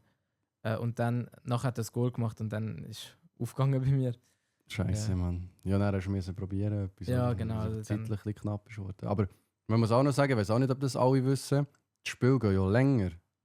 Dort. Ja, genau. Wie lange ist dort die Halbzeit eingestellt? 9 Minuten. 9 Minuten. Das sind 3 Minuten pro Halbzeit mehr Ja. als in einem Casual Game. Ja. Und wenn ihr dort wirklich mal zuschaut bei so einem Pro-Open-Spiel, Leute, es geht wirklich, also die Zeit, wie die abläuft oben, das ist so viel langsamer. Also wenn du dort Ja. in der 70. bist, dann hast du noch so Zeit, weißt du? Ja. Dann hast du noch Zeit, etwas zu machen. Die Äh, Pause dauert doch auch länger. ja, auch 90 Sekunden. 90 Sekunden. Ja, und was immer so ist, eingestellt von EA, du kannst nicht skippen, also Jubel zum Beispiel. Und Wiederholung an sich. Ja. Und das Spiel geht wirklich dann insgesamt so eine halbe Stunde. Also das ist richtig schlimm auch. Du bist eine halbe Stunde voll konzentriert. ja. Ja, Ja, aber ist ja auch gut so. Weil, ja das schon. Aber manchmal so 6 Minuten, das denke ich mir, aber es geht sehr schnell runter durch. Und du willst schon noch die Momente, wo du eben diesen knappen Partien, du willst schon noch die Comeback-Momente oder die Möglichkeit zum Aufholen am Spieler noch geben. Oder es wäre ja scheiße, wenn es nur zeitlich nicht lenkt und der easy kann ja, ab der 80. hinten durchspielen, weil die Zeit so schnell abläuft. ja, Also, 6 Minuten ist zu wenig auf jeden Fall. Aber früher war es eben 2 Spiele an 6 Minuten Halbzeit gewesen, also BO2. Okay. Und da hast du einfach das Resultat zusammengezählt. Und EA hat sich dann entschieden, nur noch ein Spiel machen, dafür aber 9 Minuten Halbzeit. Mhm. Ja, ich finde es jetzt okay. Also von dem Ja. her finde ich es okay. Dort. Ist okay, ja. Ja, geil. Und du bist du dort bei Atlanta vor Ort gewesen? Hast du alle gesehen, deine Gegner? Gehst du dort auch so, weißt du, an der LAN zum Beispiel, gehst du sogar Handshaken, wenn du gegeneinander gespielt hast, machst du es dort auch? Ja, also man kennt eigentlich alle inzwischen. Mhm. Also Nicht Wer alle ist dir logischerweise. so das sympathisch? Mit wem hast du dich dort am besten verstanden? Also ich habe so meine Gruppe sozusagen, wo ich halt auch, mit denen ich zum Beispiel auch schon in der Ferien war, von deutschen Pros. Levi Finn ist deutscher Meister zum Beispiel. Mhm. Ist das nicht der, warte schon, lass mich überlegen. Ist der nicht bei Hansa gewesen, mal? Ja, genau, das ist von Hansa zu Ah. Leipzig. Ich bin dabei, Jungs, ich informiert. Ja. Levi Finn, mein Teammate Nasada, Mhm. mein Coach Dave zum Beispiel ist auch eben so eine Gruppe. Umut ist auch öfters dabei. Viele deutsche E-Sportler. Antonio Radelia ist auch ein ehemaliger deutscher Meister zum Beispiel. Der war auch dort gewesen, noch? Ja, genau, der Okay. war auch dort. Gewesen. Und eben, man kennt sich dann sozusagen. Aber ich habe jetzt auch zum Beispiel viel mit französischen Pros geredet. Oder mit Anders habe ich auch viel Kontakt gehabt. Johnny, ich weiss der nicht, ob du Deutsch kennst. inzwischen? Gut, jetzt ist er ja, glaube ich, nicht mehr, er war schon bei Leipzig gewesen, jetzt Ja. ist er ja nicht mehr bei Leipzig. Jetzt ist er oder? bei Falcons, genau. Mhm. Also der Anders, er versteht alles in Deutsch und er kann ein bisschen Deutsch reden, ja. Okay. Also nicht alles, aber er versteht das meiste, sagen wir so. Okay. Und jetzt von denen, die nicht in deiner Gruppe sind, mit wem hast du dich so am besten verstanden? Am besten verstanden. Oder Ich sagst muss, ich muss wirklich sogar anders sagen. du schon mit dem anders? Ja, also er ist eigentlich auch nur eine Rolle, sozusagen, die er spielt. Wenn er live ist, ja. Ja, es ist schon unsympathisch, logischerweise, wenn er live ist. Aber so an sich, es gibt auch Aktionen, die unsympathisch sind, die ich schon mitbekommen habe, logischerweise. Aber jetzt, wo ich dort war in Atlanta, habe ich ich mal lange mit ihm geredet auch. Und dort ist halt alles ganz normal gewesen und ganz sympathisch. Mhm. Aber ist er privat nicht so abgehoben? Er ist was Oder ganz merkst du, wenn Eigenes. er redet, dass er weiss, dass er meint, oder dass er weiss, dass er Nummer 1 ist? Er ist so eine eigenständige Person, was ganz Eigenes, das kannst du gar nicht vergleichen sozusagen. Okay. Er weiß, er ist Nummer 1 und er weiß, er ist besser als alle, aber man muss halt auch wirklich sagen, er ist auch wirklich besser als alle. Und wer das Spiel, so wie zum Beispiel Schach, sage ich jetzt einfach mal, wo halt der Besser immer gönnt, er würde alles gönnen. Also Mhm. jetzt ohne Spaß, er würde alles gönnen. Wenn es die Zufälle nicht gäbe in dem Sinn. So, Ja, oder die genau, er würd- Unglücksmoment, so die er würde jedes Variablen. Spiel gönnen. Ja, wirklich. Also es ist wirklich so. Er hat einfach den Skill. Er ist einfach vom Skill her einfach besser als alle anderen. Und eben, das ist halt einfach so bei ihm. Aber was ist der Unterschied? Ich meine, vom Wissen her, wie das Spiel funktioniert, hat er ja wahrscheinlich alle gleich. Ist es wirklich näher das Bedienen, das Timen von Pässen, wo der Unterschied zu ihm so gross macht? Oder was ist es? Also er macht halt wirklich alles richtig. Also wirklich alles richtig. Er nimmt den Ball immer in die richtige Richtung an, er spielt immer den richtigen Spieler an, er schickt immer den richtigen Spieler, er holt den Okay. Spieler richtig zurück. Du kannst es gar nicht verteidigen, wenn du gegen ihn spielst. Es sieht ja immer so einfach aus. Und ich habe früher auch Kollegen gehabt, die gesagt haben, er ist gar nicht so gut und so, es sieht so einfach aus, ich will mitheben und so. Es geht gar nicht. Du kannst nicht mitheben. Also du kannst einfach nicht. Du musst halt einfach wirklich akzeptieren, dass die Sachen, die er macht er halt besser als du und dann musst du halt einfach probieren, es ein bisschen anders zu machen. Mhm. So gehe ich an die Sache an, zum Beispiel jetzt gegen ihn. Aber es ist halt wirklich einfach so, vom reinen Skill her, er macht einfach alles richtig. Und ja, also ich wollte ihn jetzt auch nicht zu krass loben, ich Ja. spiele jetzt gegen ihn nächste Ja. Woche. Ja, habe ich auch schon gehört. Ja. Ja. Aber man merkt, du hast dich gut auf ihn vorbereitet. Das ist auch Teil der Vorbereitung Ja, auf ihn. genau. Nein, er ist schon schlagbar. Es ist jeder schlagbar Ja. in dem Spiel. Ich sage einfach nur, wenn es rein skillbasiert wäre, er würde alles gönnen. Mhm. Und es wäre auch verdient, dass er alles gönnt, weil er wirklich alles richtig macht. Mhm. Okay. Ja, eben, das ist auch das, was er selber über sich sagt in dem Sinn. Ja, Das ja. ist auch das, was ihn dann am Schluss ein bisschen unsympathisch macht, ich sage es jetzt mal so. Und Ja. ihn nicht gerade. Es ist halt dann nicht förderlich, wenn du jetzt eben noch ein bisschen Content machen willst, wie einen Text oder so, wo doch noch die Sympathiepunkte ein bisschen braucht, dass die Leute ihn auch noch schauen, weißt.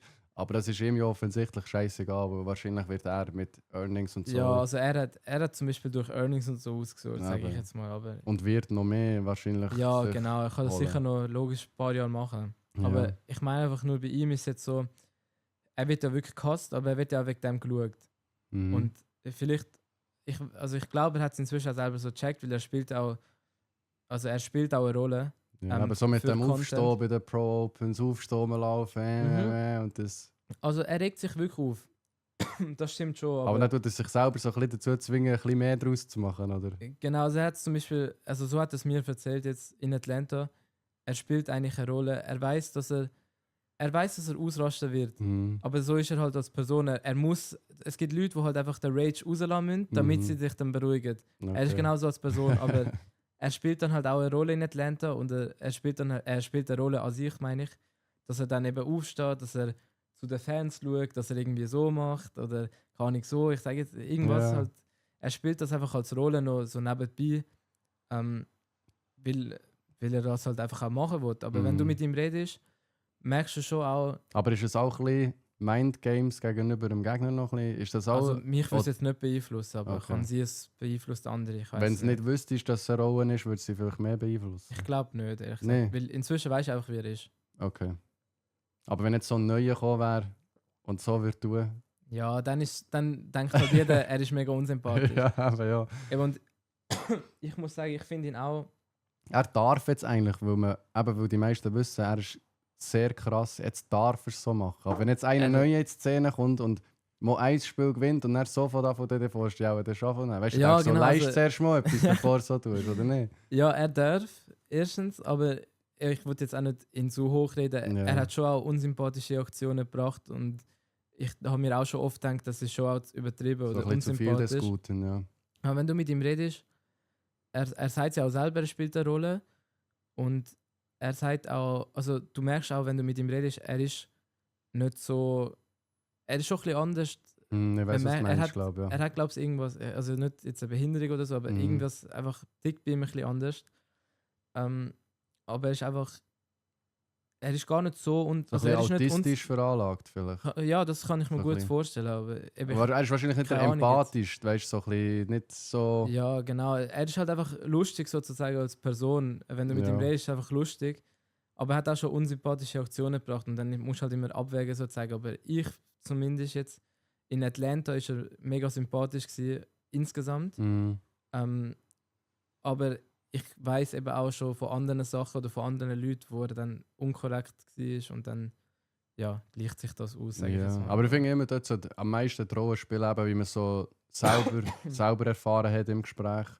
Weil du hörst immer, gerade von den Leuten, die in der Öffentlichkeit sind, sagen immer, du hörst immer sehr viel, dort das. Ja, Aber mir denkt es immer, wirklich das richtige Bild solltest du machen, wenn du mit den Leuten direkt redest am Ende des Tages. ja oder? genau. Das Ja. ist dann das, was für dich zählt. Wie ist er zu dir? Oder vielleicht ist er Ja. zu den anderen so scheiße gewesen, weil er einfach die auch nicht gerne gehabt hat. Oder vielleicht sind die auch, Ja. vielleicht ist auch mal sonst jemand scheiße gewesen zu ihm und dann... Ja, eben, also keine Ahnung. Es gibt auch Aktionen, wo halt auch wirklich von ihm scheiße sind, aber die kann, also habe ich jetzt ihm zum Beispiel auch mal ins Gesicht gesagt und so. Okay. Und dann weiß er das eigentlich auch im Nachhinein. Das ist mir so klar, so, oh, dort habe ich jetzt ein bisschen über die Stränge Ja, geschlagen. genau. Also eben, und dann ist das für mich halt auch, das zeigt dann auch schon, eben, er ist nicht so schlimm, wie Leute ihn machen. Also jetzt zum Beispiel einer schreibt ja im Chat, am anders gibt es einen Backpfeife oder einen Greedy. Das ist halt so, Ich glaube, einen Griddy kannst du ihm schon geben. Das ist ja, einfach, das weil er kannst gibt du schon ihn auch. machen. Genau, er gibt mir ja auch einen. Aber eben, das sind so Sachen, die meisten Leute, auch mit denen ich rede, zum Beispiel im Geschäft oder sogar Fußballer, wo halt einfach mit denen ich zu tun habe und die dann einfach sagen, ja, E-Sportler, ich kenne den anders, weil alle kennen ihn. Ist halt Mhm. einfach so. Dann sagen wirklich so viele Leute, sie wollen ihm einen schlagen.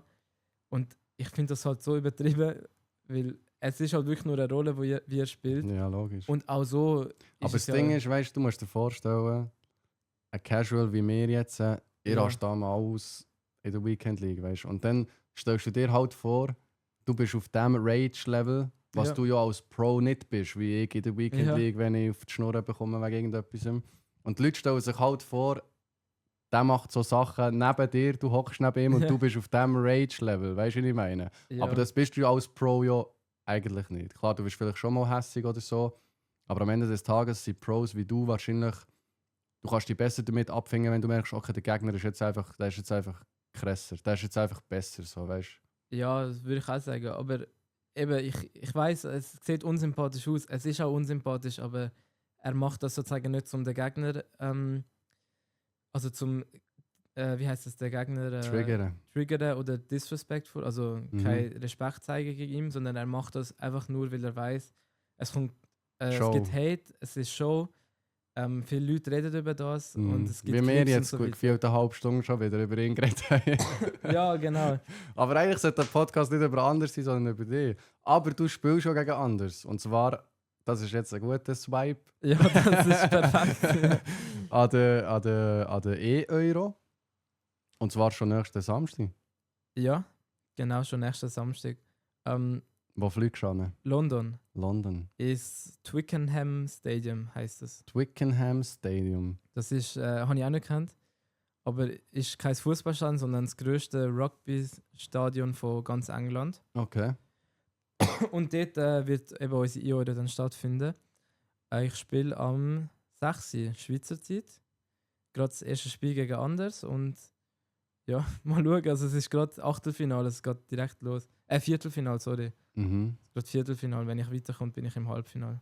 Crazy. Aber Loser Bracket hat es nicht. Hat es nicht. Also wenn ich verliere, bin ich gerade aus. Kann sein, ich fliege dort hin und bin nach 20 Minuten aus. Scheiße, Mann. Wie tut man sich jetzt da vorbereiten? Was ist jetzt nächste Woche bei dir so? Gehst du noch bügeln? Nein, jetzt ist schon. Was meinst du genau? Dienstag, Mittwoch gehst du arbeiten. Ah ja. Und dann, wie tut man sich Donnerstag, Freitag vorbereiten auf den Samstag? Also ich tue mich am Abend immer vorbereiten noch. Mhm. Wenn ich arbeite, dann komme ich Okay. heim, spiele ich ein bisschen. Training ist für einen E-Sportler maximal 4 Stunden am Tag. Du kannst nicht mehr vom Kopf aus her. Mhm. Also es lohnt sich nicht mehr, würde ich sagen. Und dann eben mache ich es am Abend noch an diesen Tag. Am Donnerstag habe ich noch Bundesliga, muss ich auf Deutschland. Und am Okay. Freitagmorgen fliege ich los. Hast du kein Spiel mit ihm noch abgemacht für nächste Woche? Noch mit ihm schnell? Nein. Wäre das eher kontraproduktiv, meinst du? Ja, Und dann das wär- verlierst du noch nervös, so fuck. jetzt Ja, hab ich das wäre wirklich kontraproduktiv. Ja. Aber jetzt für nächste Woche hast du nicht noch mit Pros Practice Games abgemacht, oder? Ist das also sowieso nein, wir haben immer? eine Twitter-Gruppe. Also jeder Pro ist Da so. kannst du einfach schreiben und dann findest du Genau. einen gerade, wo Bock Genau, hat. ja. Alright. Also Okay. noch wegen der Frage im Chat. Die E-Sportler haben sicher auch andere Internetleitungen. Nein, ganz normale Internetleitungen.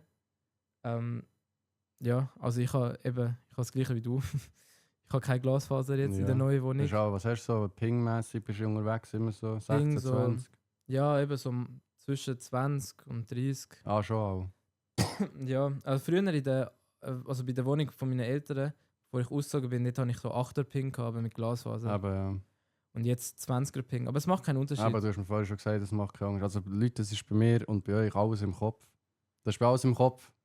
Aber das Ding ist, Kopf zählt ja dann am Schluss auch. Kopf zählt. Aber Wenn du das Gefühl hast, der Ping hat Einfluss, Ja. dann hat er Einfluss, weil du das Gefühl hast, er ja, hat Einfluss. genau. Allein schon, mit wie vielen Leuten ich schon geredet habe und die wirklich das Gefühl gehabt haben, oder jetzt auch er im Chat meinen eben, dass E-Sportler einen besseren Ping haben und darum auch besser sind. Aber es stimmt halt einfach nicht. Also auch genau die ganz normale Internetleitung von jedem anderen. Ja. Ping ausstellen, ja, das wär's vielleicht. Kann man die Ping-Anzeige ausstellen, wenn man Gegner gefunden hat? Das wüsste ich nicht einmal. Ich glaube schon im Fall, ich kann nicht. Vielleicht würde das wirklich helfen, so im Kopf. Dass, gut, aber ich muss sagen, Jungs, am Freitag war wirklich Serververbindung Katastrophe. Ja, die ganze Zeit Server, Ja. die Anzeige gehabt, oben, Verbindungsunterbruch und so. Das Also ist- Serverprobleme sind ja von EA. ja. Aber die hat dann jeder, weißt du? Ja, eben. Und dann ist so gleich sicher aus. Aber Eben, ja. Ping, ja. kann Ist ich. Ping eigentlich, ist das direkt zwischen den Konsolen? Oder geht nein, es es über kommt das immer- Ping? Ich bin mir Es dort kommt gar immer nicht. darauf an, was du spielst. Ich glaube nämlich, Weekend League ist direkt Server. Das heißt, deine Internetverbindung mit seiner Internetverbindung. Mhm. Und so E-Sports, obwohl, nein, warte. Ich glaube umgekehrt sogar. Ich glaube, Weekend League ist Server verbunden. Mhm. Das heißt, EA hat Server in Frankfurt, in London, in Paris zum Beispiel und du wirst dann auf eben einen von denen verbunden. Mhm. Ich sage jetzt mal Schweizer, wahrscheinlich Frankfurt. Ich glaube, es gibt sogar einen Zürich-Server, ich weiß gar nicht. Okay, wäre mir Dann- nicht. Wirst eben auf einen von denen verbunden und dein Gegner halt auch. Und dann spielen die auf dem gleichen Server. Und dort kann es sein, dass wenn du Pech hast sozusagen und auf einen Server kommst, der weiter weg ist und er wohnt viel näher dran, dass seine Internetleitung viel besser ist als deine und du merkst es dann auch. Mhm. Also du bist dann auch einfach, du kannst dich nicht so schnell drehen. Das und so habe ich schon weiter. oft das Gefühl. Das könnte wirklich sein, aber wenn Ja, du, gibt Zürich so, schau dir Nico Watz, weiss es, Ja, der ist genau, ja. informiert. wenn du Pro gegen Pro spielst, ist es direkt. Das heisst, deine Internetverbindung ist verbunden mit dem anderen sozusagen. Ah, direkt Konsole. Konsole.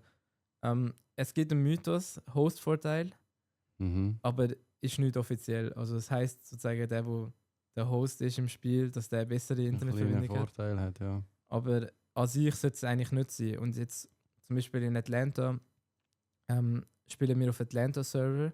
Also haben wir auf Atlanta-Server gespielt. Nuller-Ping, ohne Lags. Also Nuller-Ping. Nuller-Ping, du hast keine Lags gehabt. Es war das flüssigste Gameplay gewesen seit langem mal bei einem LAN-Turnier. Also Geil. es war wirklich krass gewesen. Man hat gar nicht gespürt sozusagen. Hat das mehr Spaß gemacht Ja, zum also, Spielen? ja, auch eben, weil du kannst dann auch nicht die Ausrede bringen mit Internet ist schlecht gewesen und darum habe ich nicht mit Spiel können spielen und so. Das kannst du gar nicht machen dann. Geil, Nuller-Ping einfach spielen. Hast du das schon an anderen Orten gehabt? Oder ist das erste Mal, gewesen, wo du das gesehen hast, Nuller-Ping? Nein, das erste Mal sogar. Das erste Mal? Ja. Crazy. Aber kommen wir zurück zu der E-Euro. Wie hast du dich dort qualifiziert gehabt? Ich bin ausgewählt worden, dass ich für die Schweiz spiele. Mhm. Und dann war auch wieder so eine Swiss-Phase gewesen, mit 64 Nationen. Das, was der Mergim zum Beispiel für Kosovo gespielt hat. Stimmt, genau, ja. Genau, dort Er hat ja, bin- glaube ich, gegen dich gespielt. Hat er nicht? Nein, nicht Nein, gegen mich. nein, stimmt nicht. Nein. Eben dann war zuerst wieder die Swiss-Phase, gewesen, wie immer. Mhm. Bin ich weitergekommen in die Knockouts. Und in den Knockouts habe ich 2 oder 3, ich weiß gar nicht mehr, 2 Runden, glaube ich, gewinnen. Habe ich geschafft. Gegen Topspieler, schwer gewesen. Und ist auch sehr krass gewesen, dass ich mich überhaupt qualifiziert habe. Es ist auch sehr krass. Ja, also, Es ist auch sehr krass. aber ich meine einfach, dass halt einfach es haben nicht viele Leute erwartet, sage ich jetzt Mhm. mal. Ich bin jetzt wie ein Underdog gewesen und ich habe es halt dann geschafft. Wer war ein krasser, der dort dabei war, der es nicht geschafft hat? Zum Beispiel Portugal, die habe ich rausgehauen. Wer ist dort gespielt? für dich? Jafonso, der war Weltmeister gewesen vor 2 Jahren. Über den haben viel geredet im Pro Open Stream. Genau, also eben, er war vor 2 Jahren Weltmeister gewesen. Gegen den habe ich gewonnen. Wow, schau, Und, Jungs, der ist krank, der Kleine hier. Ja, Dann gegen Frankreich habe ich auch rausgehauen. Elliot R. Peugeot hat ja gespielt. Der gehört auch zu den Besten. Der hat auch irgendwie schon 200'000 oder so gewonnen. Und ja, eben, es war mega krass gewesen, dass ich mich durchgesetzt habe Mhm. mit denen. Und hat sich jetzt, Ja. die haben ja noch die dort glaub, rausgefallen sind, die haben noch mal andere Qualifier können spielen. Ich glaube, hat der Mergim erzählt. Einen letzten Qualifier noch mal für E-Euro. nein, das Nicht? Nein. Okay, so, da habe ich etwas irgendwie falsch verstanden. Also das sind die dort rausgefallen sind, definitiv draussen gewesen. Genau, die sind Okay. definitiv draussen gewesen. Ja, und eben jetzt bin ich unter den Top 8 Nationen.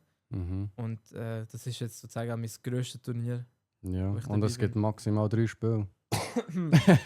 Ja, so ist das ja. Und, Maximal. aber du hast noch vorher etwas vom Text gesagt. Ja, gegen ihn habe ich Pro Open gespielt. Aha, gegen Genau. das Pro. Aber er spielt jetzt zum Beispiel nicht für England. England Okay. hat einen anderen ausgewählt, Wieso? weil er nicht der Beste ist eigentlich. Hat gibt noch einen anderen England hat Engländer. der besser ist? Ja. Okay, crazy. Ist der auch dabei, Pro Open? Ja. Okay. Ja, Ja, dann ist klar, dann ist okay. ja der ist schon noch ein bisschen... Gut, aber Text ist auch dabei jetzt. Also Text ist auch übertrieben gut. Ja. Die sind fast auf gleicher Augenhöhe. Also du hättest das erste Mal das Duell gegen anderes Text, das haben wir ja lange erwartet. Gehabt. Ich habe keine Ja. Ahnung, was sie gemacht haben. Der Anders hat irgendwie mit 5 Goal Abstand gewonnen. Okay, weniger überraschend. Ja, weniger. Nicht überraschend, Es nein. überrascht nicht. Nein, der schon Anders dann. hat ja alles gewonnen in seiner Gruppe, jedes Spiel. Also eben, Okay. der ist halt auch in Topform, sage ich jetzt mal. Ja. Wird schon Vielleicht schwer. kannst du ihn bremsen nächstes Samstag. Ja, Das mal schauen. wäre geisteskrank, wenn er Ja. da würde bremsen. 9-3, sagt Nico Watz. Also, Okay. ich meine, ich habe jetzt auch schon ein paar Mal gegen ihn practiced. Mhm. Und ist jetzt nicht so, dass ich immer verliere. Also ich gönne halt auch ab und zu mal, aber es ist halt dann immer noch mal was anderes, wenn Das ist du... einfach nicht Tagesform. Es ist Tagesform und es braucht halt auch viel Plus Glück. noch 1, 2 Sachen Glück. Ja. Genau, also gegen ihn ist es wirklich so, es braucht halt wirklich Glück noch. Boah, ich muss unbedingt schauen, dass ich dann einschalten kann. Man. Dann bin ich richtig, dann bin ich on fire vor dem Ja. Fernsehen. Der wird ihn auch beleidigen. Das ist so der richtig Augen machen und dann bin ich am Start, Leute. Also alle einschalten nächsten Samstag am 6. Uhr an. Ja, Schaltet ein bisschen rein, dass ihr es nicht verpasst. Ich hoffe, dann sind wir durch mit unserem Online-Turnier, nicht Online-Offline-Turnier Mediamarkt. dass ich einschalten und schauen kann. Offiziell auf dem EA Sports Genau, EA Sports Twitch-Channel. Ja. Geil, Mann. Dort sind wir auf jeden Fall drin. Und die Ja. meisten von euch auch. Sonst würde ich es auf jeden Fall nachschauen. Ich hoffe, man kann es dann nachschauen. Ja, ich glaube Im schon. Notfall. Eben, es wird geil, also ich freue mich mega. Wer sind noch die anderen dort? Italien, Rumänien, Israel, Holland, Dänemark ist eben der anders. Mhm. Ich mit Schweiz, das sind 6. Und, wer habe ich vergessen? Deutschland, Wer spielt für Deutschland? Johnny. Johnny. Kennst du den? Oder? Mhm. Der hat deutsche Meisterschaft gewonnen, Okay. vor einem Jahr. Und E-Champions League. Also der ist auch ein Topspieler. Johnny und, wer gibt's noch? Was habe ich jetzt aufgezählt? Ich weiß gerade noch nicht mehr. Ja, ist schon egal. Ja, also Forza eben Italien, sind die gut? Ist Italien gut? ja, Wer Mhm. haben die? Obrun. Ist auch ein Ah, Topspieler. Oberun kennt man natürlich vom Namen her, ja. Ja, also eben sind alles Topspieler. Es Und gibt das ist ja keine auch besser Überraschungen. als im Echten. Der hat sich auch... Ja. hat sich- Also zum Beispiel jetzt, ich spiele gegen den Anders, weil ich im World Ranking der unterste Platz bin von diesen 8 Spielern. Was hast du für ein Ranking? Irgendwie 200. 200. Und er ist ja das Nummer 2 oder 1 halt eigentlich. Und dann spiele ich halt gegen ihn. Leider, sozusagen jetzt. Wenn wird bei dir mal das Ranking aktualisiert? Wird es jetzt nach der E-Euro aktualisiert? Ja, müsste nochmal. Also ich glaube, ich rutsche dann so auf 150 oder so, oder vielleicht noch ein bisschen weiter. Mal Okay. schauen. Ja, Also wenn ich das Ganze gönne, Wenn dann... er schlägst, vielleicht noch Ja, ein eben. bisschen weiter.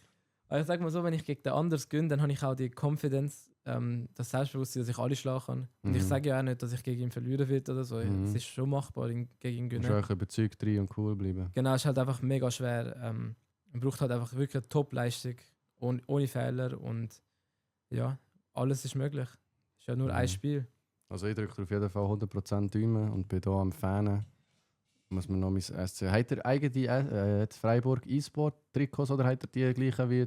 Nein, ich habe das SSV-Trikot, auch von der Schweiz jetzt. Ah ja, jetzt an der E-Euro, stimmt, ja. Ah, da kann ich ja mein Nazi-Liebling anlegen.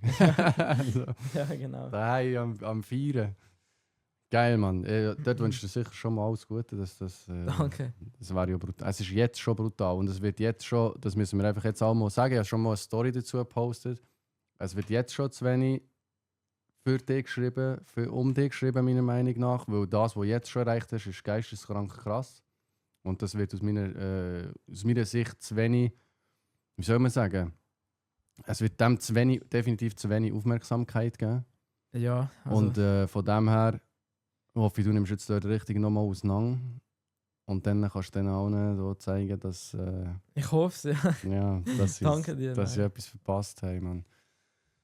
Hey, aber ja, und sonst, jetzt, du hast am Anfang, ich habe mir jetzt lange müssen merken, dass ich es nicht vergesse, Ja. als ich gefragt habe, ist nur Freiburg ein Angebot gekommen? Hast du gesagt, ja, am Anfang schon. Ja.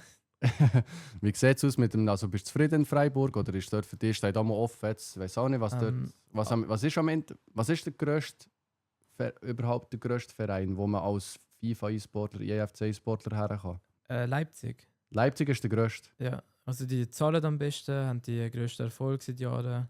So in England oder so. Die sind die Nein. grössten von der Welt. Ja. Crazy. Aber Verein. Mhm. Es gibt eben so Organisationen wie Falcons eSport, Team Mhm. Liquid und so Wenn wir die weiter. dazu nehmen, Dann würde ich schon Falcons sagen. wo jetzt der anders her ist. Ja. Ja, genau, die haben davor auch immer Topspieler gehabt. Aber Leipzig und Falcons sind so gleiche Niveau, sage ich Okay. jetzt mal. Eben, das sind so die Besten. Aber zum dort reinkommen, und ich meine, ich habe dir jetzt schon viel erzählt, ich habe mich qualifiziert, ich bin Top 32 dort, ich bin dort dabei gewesen, ich bin dort gut gewesen und so weiter. Aber zum wirklich dort reinkommen, musst du dann schon irgendwie konstant ein Top 5 Spieler von der Welt sein. Oder ein Mhm. Top 10 Spieler. Mhm. Und eben, das ist so schwer. Und du musst so viel investieren noch dazu. Es ist halt einfach brutal schwer. Du brauchst auch noch das gewisse Glück und Du das musst, gewisse du musst Etwas und voll so. committed sein auf das eigentlich. Ja, es braucht halt einfach von allem das Perfekte. Mhm. Aber es ist brutal schwer. Also, ich weiß zum Beispiel selber, ich habe jetzt für nächste Saison gar keine Chance dazu, überhaupt so etwas zu erreichen, außer ich gönne noch irgendwie eine WM. Mhm. Aber also, ist auch Aber so unwahrscheinlich. nächst grössere, sag jetzt mal, was ist noch auch recht gross, so, wo jetzt für dich die Chancen realistisch wären?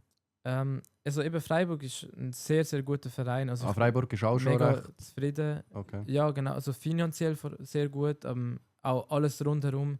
Struktur, wie das Ganze aufgebaut ist, Aussenwahrnehmung und so weiter, mega gut. Sonst gibt es halt schon noch 2, 3 andere Vereine, die auch top sind. Zum Beispiel St. Pauli ist sehr gut. Sorry. Also, brauchst du noch Wasser? Willst du Ja, schnell- gerne. Also ich hole dir schnell ein Wasser. Dann, Chat, fragt unterhalte schnell ich den Sachen. Er Chat. sagt schnell, welche die Vereine noch gut sind. Ja, St. Pauli ist gut, danke dir. Es gibt ein paar gute Vereine noch. Stuttgart, Freiburg, aber ich bin recht zufrieden. Dann. Vielleicht schaltet sich Nuss G nicht ein. Verstehe ich jetzt gerade nicht. Egal, also dann. Was soll ich noch erzählen? Ja, wie schon euer Spotify rappt. Nein, ich weiß nicht, was sagen. Ich muss schnell warten, bis ich zurückkomme mit Wasser. Also ich bin nicht zufrieden mit E-Sport. Aber ist halt einfach schwer. Und ich bin auch recht zufrieden mit dem SC Freiburg. Man muss sich halt eben, wie schon ein paar Mal gesagt, die Frage stellen, was sich lohnt. Neu für in Zukunft. Der Jean, ach so, okay, jetzt verstehe ich. Meinung zu FC 26. Am Anfang mega, mega gut. Vor allem für E-Sports-Verhältnis. Inzwischen, ja, es ist nicht schlecht, aber auch nicht mega gut, danke dir. Es ist nicht schlecht, aber jetzt auch nicht so, dass man sagt, mega gutes Spiel. Also sind wir gewesen. Es gibt noch andere Top-Vereine, hast du gesagt. Aber jetzt Freiburg, hast du gesagt, ist schon, gehört schon so der... So, was würdest du sagen, die sind Top 5 Vereine schon in VBL? Ja, Schon. schon, ja. Aber dann gibt es noch Leipzig, wo auch oben raussticht ein bisschen. Ja, also die sind komplett drüber. Mhm. Ja. Und dann eben St. Pauli hat man schon gehört. Was habe ich etwa noch gehört? Stuttgart ist auch, also gehört auch zu den guten Teams. Okay. Dortmund, habe ich vergessen, die gehören auch dazu. Ja. Und Kaiserslautern? Ja, weniger, sage ich jetzt mal. Nein, denen geht es sicher auch gut, den Jungs dort. Aber wenn wir jetzt so ein bisschen über Struktur, aber du hast gesagt, du hast schon mega krass Struktur und so. Also von was hat jetzt so, wo das erste Mal dorthin gegangen bist, vielleicht, was hat dich so geflasht? Was ist so anders? Muss schnell wegen dem Mikro sonst gesehen. Ja, also es geht um die Professionalität an sich, wie das Ganze handhabt wird. Also es gehört eigentlich alles dazu, bis zu einer Reisekostenabrechnung, die halt 100-mal professioneller ist als irgendwo anders. Und das gehört halt alles dazu und dann fühlt man sich halt auch wohl. Mhm. Und ja, also zum Beispiel unser E-Sports Gaming Room, wo wir in Freiburg haben, ist mega schön. Ist der im Stadion drin? Ist im Stadion drin, genau. Wir haben Zugriff auf alles im Stadion. Ja, also das gehört halt alles dazu. Ich habe kein Problem sozusagen mit Auszahlungen oder so, habe ich noch nie gehabt. Das sind Hast du dort irgendwie jetzt Mitarbeiter, die so für dich zustehen? Hast du einen Chef? Oder ja, hast du- genau. Also eben, ich habe einen Chef, einen E-Sports-Koordinator sozusagen, heisst Mhm. er. Ich habe einen Coach von Freiburg aus. Das sind alles so Sachen, die halt andere Vereine zum Beispiel nicht haben. Oder wo es halt schlechter geregelt ist.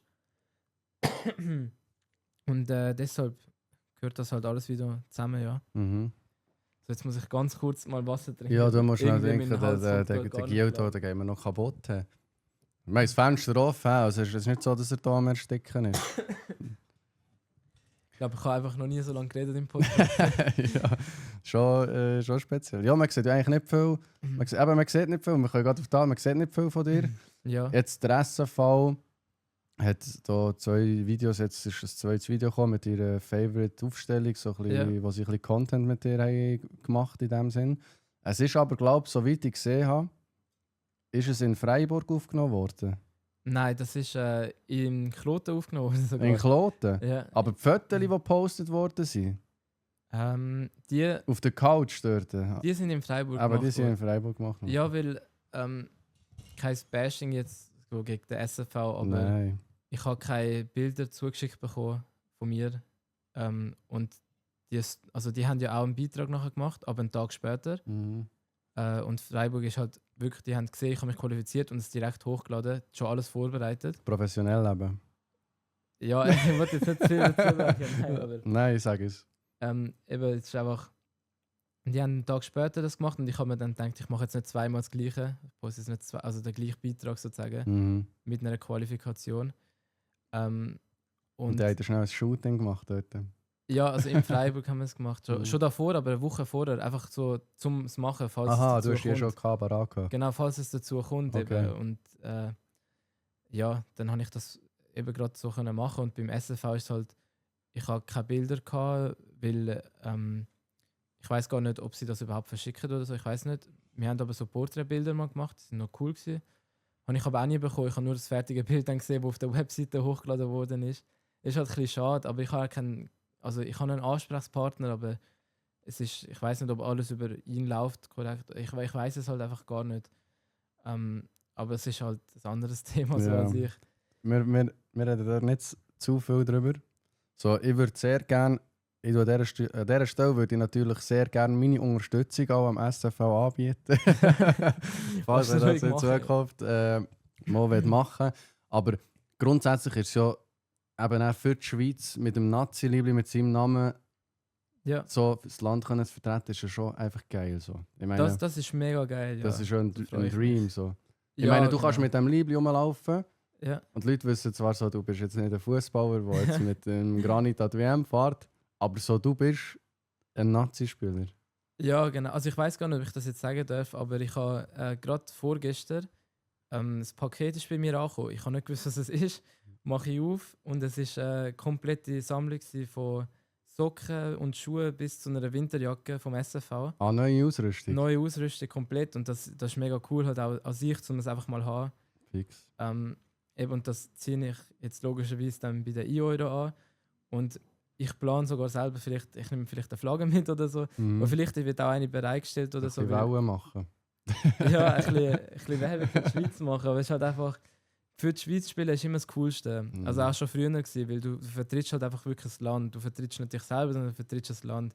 Und das ist halt, du hast den Stolz sozusagen in dir und das macht halt dann auch wirklich mehr Spaß.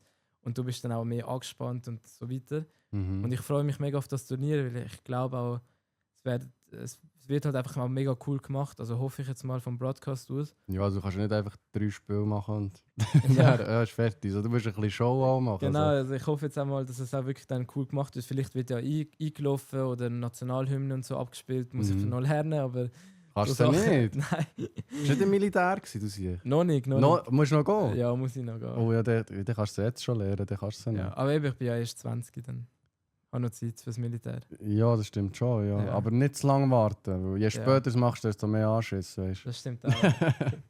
Aber nein, eben, für die Schweiz spielen ist am coolsten. Das stelle ich mir aus. Also ich würde auch am liebsten natürlich für die Schweiz spielen. Ja, also Für den es Verein ist es sehr ein, cool. aber für die Schweiz ist es andere. Ja, also eben Verein oder so, an sich, da habe ich ja gefühlt jede Woche. Ist, so, Eben, ja. Normal schon. ist jetzt normal sozusagen, Mhm. ja. Aber für die Nationsspiele ist einfach mega cool. Hast du so schon hast du Fans so? Jetzt in Freiburg, so, weißt du, auch vielleicht so kleine Junge oder so, kennen die dort? Ja, also schon ein paar, ja. Also wenn ich zum Beispiel im Stadion bin und einen Match schaue, dann werde ich immer erkannt. Schon, das sagen sie, Also- Gianluca. Meistens, jetzt nicht immer, aber so meistens, sage ich jetzt mal, ich sage mal 80% oder so. Eben, wenn das Viertel oder so, oder schaut mich halt krumm an, aber ich erkenne es schon, dass die mich erkennen. Ja, ich bin zum Beispiel mal mit meiner Schwester, ich habe sie mitgenommen in ein Spiel und wir sind aber davor noch in die Stadt, in Freiburg und es ist so eine Jungsgruppe durchgelaufen und ich bin mit meiner Schwester gewesen. Aber ich weiß nicht, was die gedacht haben, vielleicht ist es meine Freundin und so und die haben mich so unangenehm angeschaut und auch meine Schwester dann so angestarrt und sich so umgedreht und die ganze Zeit hin und her noch geschaut und mir ist das so unangenehm gewesen, weil ich halt auch nicht gewusst habe, was machen, weil ich weiß, die erkennen mich, aber Ja. die wollen mich nicht ansprechen, aber die wollen mich auch nicht, die schauen mich an, aber wollen Ja. dann nicht auffällig schauen und so. Sie wollen nicht Es ist stören, so so halt eigentlich. unangenehm Sie wollen nicht gewesen. stören, aber sie stören. So. Ja, genau. Hast du etwas gesagt nachher? Nein, nicht. Einfach ist es einfach so. Und die einfach nur zurückgeschaut. Es ist einfach eine komische Situation Genau. geblieben. Und so Sachen passieren halt noch öfter. Also erkennt ja, Fotos und Bilder und so Fans und so, das auch ab und zu, aber jetzt nicht so mega viel. Ja, nicht wie Ja, Moment der logisch Mann nicht. bei der Freiburg läuft. Ja, das wäre ja dann was anderes. Ja. Aber schon geil, jetzt haben wir eigentlich so 2 Stars in Freiburg. 2 Schweizer Stars. Einer Ja, das spielt ist- halt IEFC und der andere nimmt auf dem Platz auseinander. Ja. Kennst du ihn persönlich schon? Persönlich nicht. Ich kenne ihn über Umweg, aber nicht persönlich. Ich habe früher auch beim FC Zürich geshootet, Mhm. bis in die U14 und ich habe noch ganz viel Kontakt von damals. Und zum Beispiel einer, mit dem ich immer auch Pro-Clubs spiele. Also eben, wir haben so Freundesgruppen noch vom Du FCZ. spielst Pro-Clubs. Oh, ja, im Sommer immer mal wieder mit Kollegen. Jungs, wir müssen den akquirieren für Pro-Clubs. Da. Ja, Ja, ich, bitte. wir haben unseren Verein seit 7 Jahren. Der Pro-Clubs-Verein. Genau. Und Seid ihr aber 11 so? nicht 11, aber immer so mindestens 5, maximal 10. Alright. Und einer spielt zum Beispiel, hat mit dem Manzambi, ich glaube sogar 2, hat mit dem Manzambi U19 Schweiz gespielt. Okay. Und die kennen sich von dort und so. Und eben, ich kenne ihn über Umweg sozusagen, aber jetzt nicht Also wenn du ihn persönlich. würdest sehen, könntest du sagen, ey, kennst du das Ding und so, spiel ab und zu. Du hättest so ein Genau, Ding, wo ich mit hätte- ihm ich kannst hätte reden. sozusagen so eine Connection mit ihm. Ja. Aber ich habe zum Beispiel, ich habe viele Connections mit anderen Freiburg-Spielern, Mhm. wo sich, also Manzambi jetzt glaube ich halt einfach, er interessiert sich vielleicht nicht für FIFA oder spielt halt kein FIFA. Mhm. Aber es gibt andere Spieler, die FIFA spielen und auch bei uns zum Beispiel in den E-Sports-Room reinkommen und mit uns halt zocken wollen oder mich anschreiben auf Insta, weil sie halt eben einfach mal wissen wollen, wie es ist, gegen einen E-Sportler zu spielen. Früher hat mich sogar mal ein Rapper noch immer angeschrieben zum FIFA-Start, immer die ersten 2 Wochen. Hat er mich immer angeschrieben und gefragt, was er machen sollte. Und dann habe ich halt so kleine Wer? Tipps gegeben. Wer war es? Also ein Schweizer sogar. Ich glaube, du kennst ihn auch. Ja, es gibt ja nicht so viel. Ja. Warte schnell, ein Schweizer Rapper, der viel FIFA spielt. Ist es ein Schweizer? Ja. Also ist er Schweizer? Nein, nicht. Ist es ein grösserer Schweizer Rapper? Ich weiß jetzt nicht, wie es genau in steht, ehrlich gesagt. Also einer von den sehr bekannteren. Er ist schon ein bisschen bekannter, glaube ich mal. Ich weiß nicht, ob du So ihn kennst. EAZ oder. Nein, so nicht. Nicht Jetzt so. Schon ein bisschen tiefer. Ein Aber, bisschen kleiner. ja, also er hat mich früher mal angeschrieben. Ich glaube, der spielt vielleicht jetzt gar nicht mehr. Hey, die Aus Basel. hat mal Chat, die mal rot, wer das könnte sein. Die Aus hat mal Basel rot. aber. Aus Basel muss ich Aus sagen. Basel? Aus Basel, ja.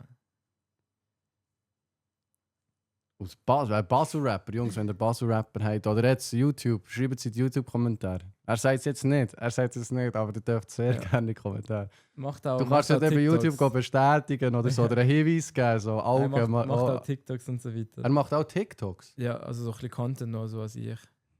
Keine Ahnung, ich weiß es nicht. Aber ja. Aber Eben, du sagst, es ich gibt- kenne ihn. Ich weiß es nicht. Ich könnte sie. Ich höre schon noch viel Schweizer Rap.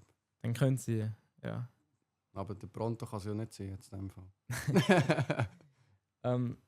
Ja. Und wer ist so von Freiburg? Wer ist Best Buddy? Also nicht Best Buddy, aber wer ist so Ja. der am meisten kommt? Früher war es der Kilian Sildia. Der ist jetzt aber gewechselt. Zu, Das ist der, der die Promokarte einmal bekommen hat, die ja, Rechtsverteidiger, gell? Genau. Der ist zu Eindhoven gewechselt. Mhm. Aber der hat wirklich, also der hat brutal viel gespielt und der ist mega gut gewesen, muss ich sagen. Schon.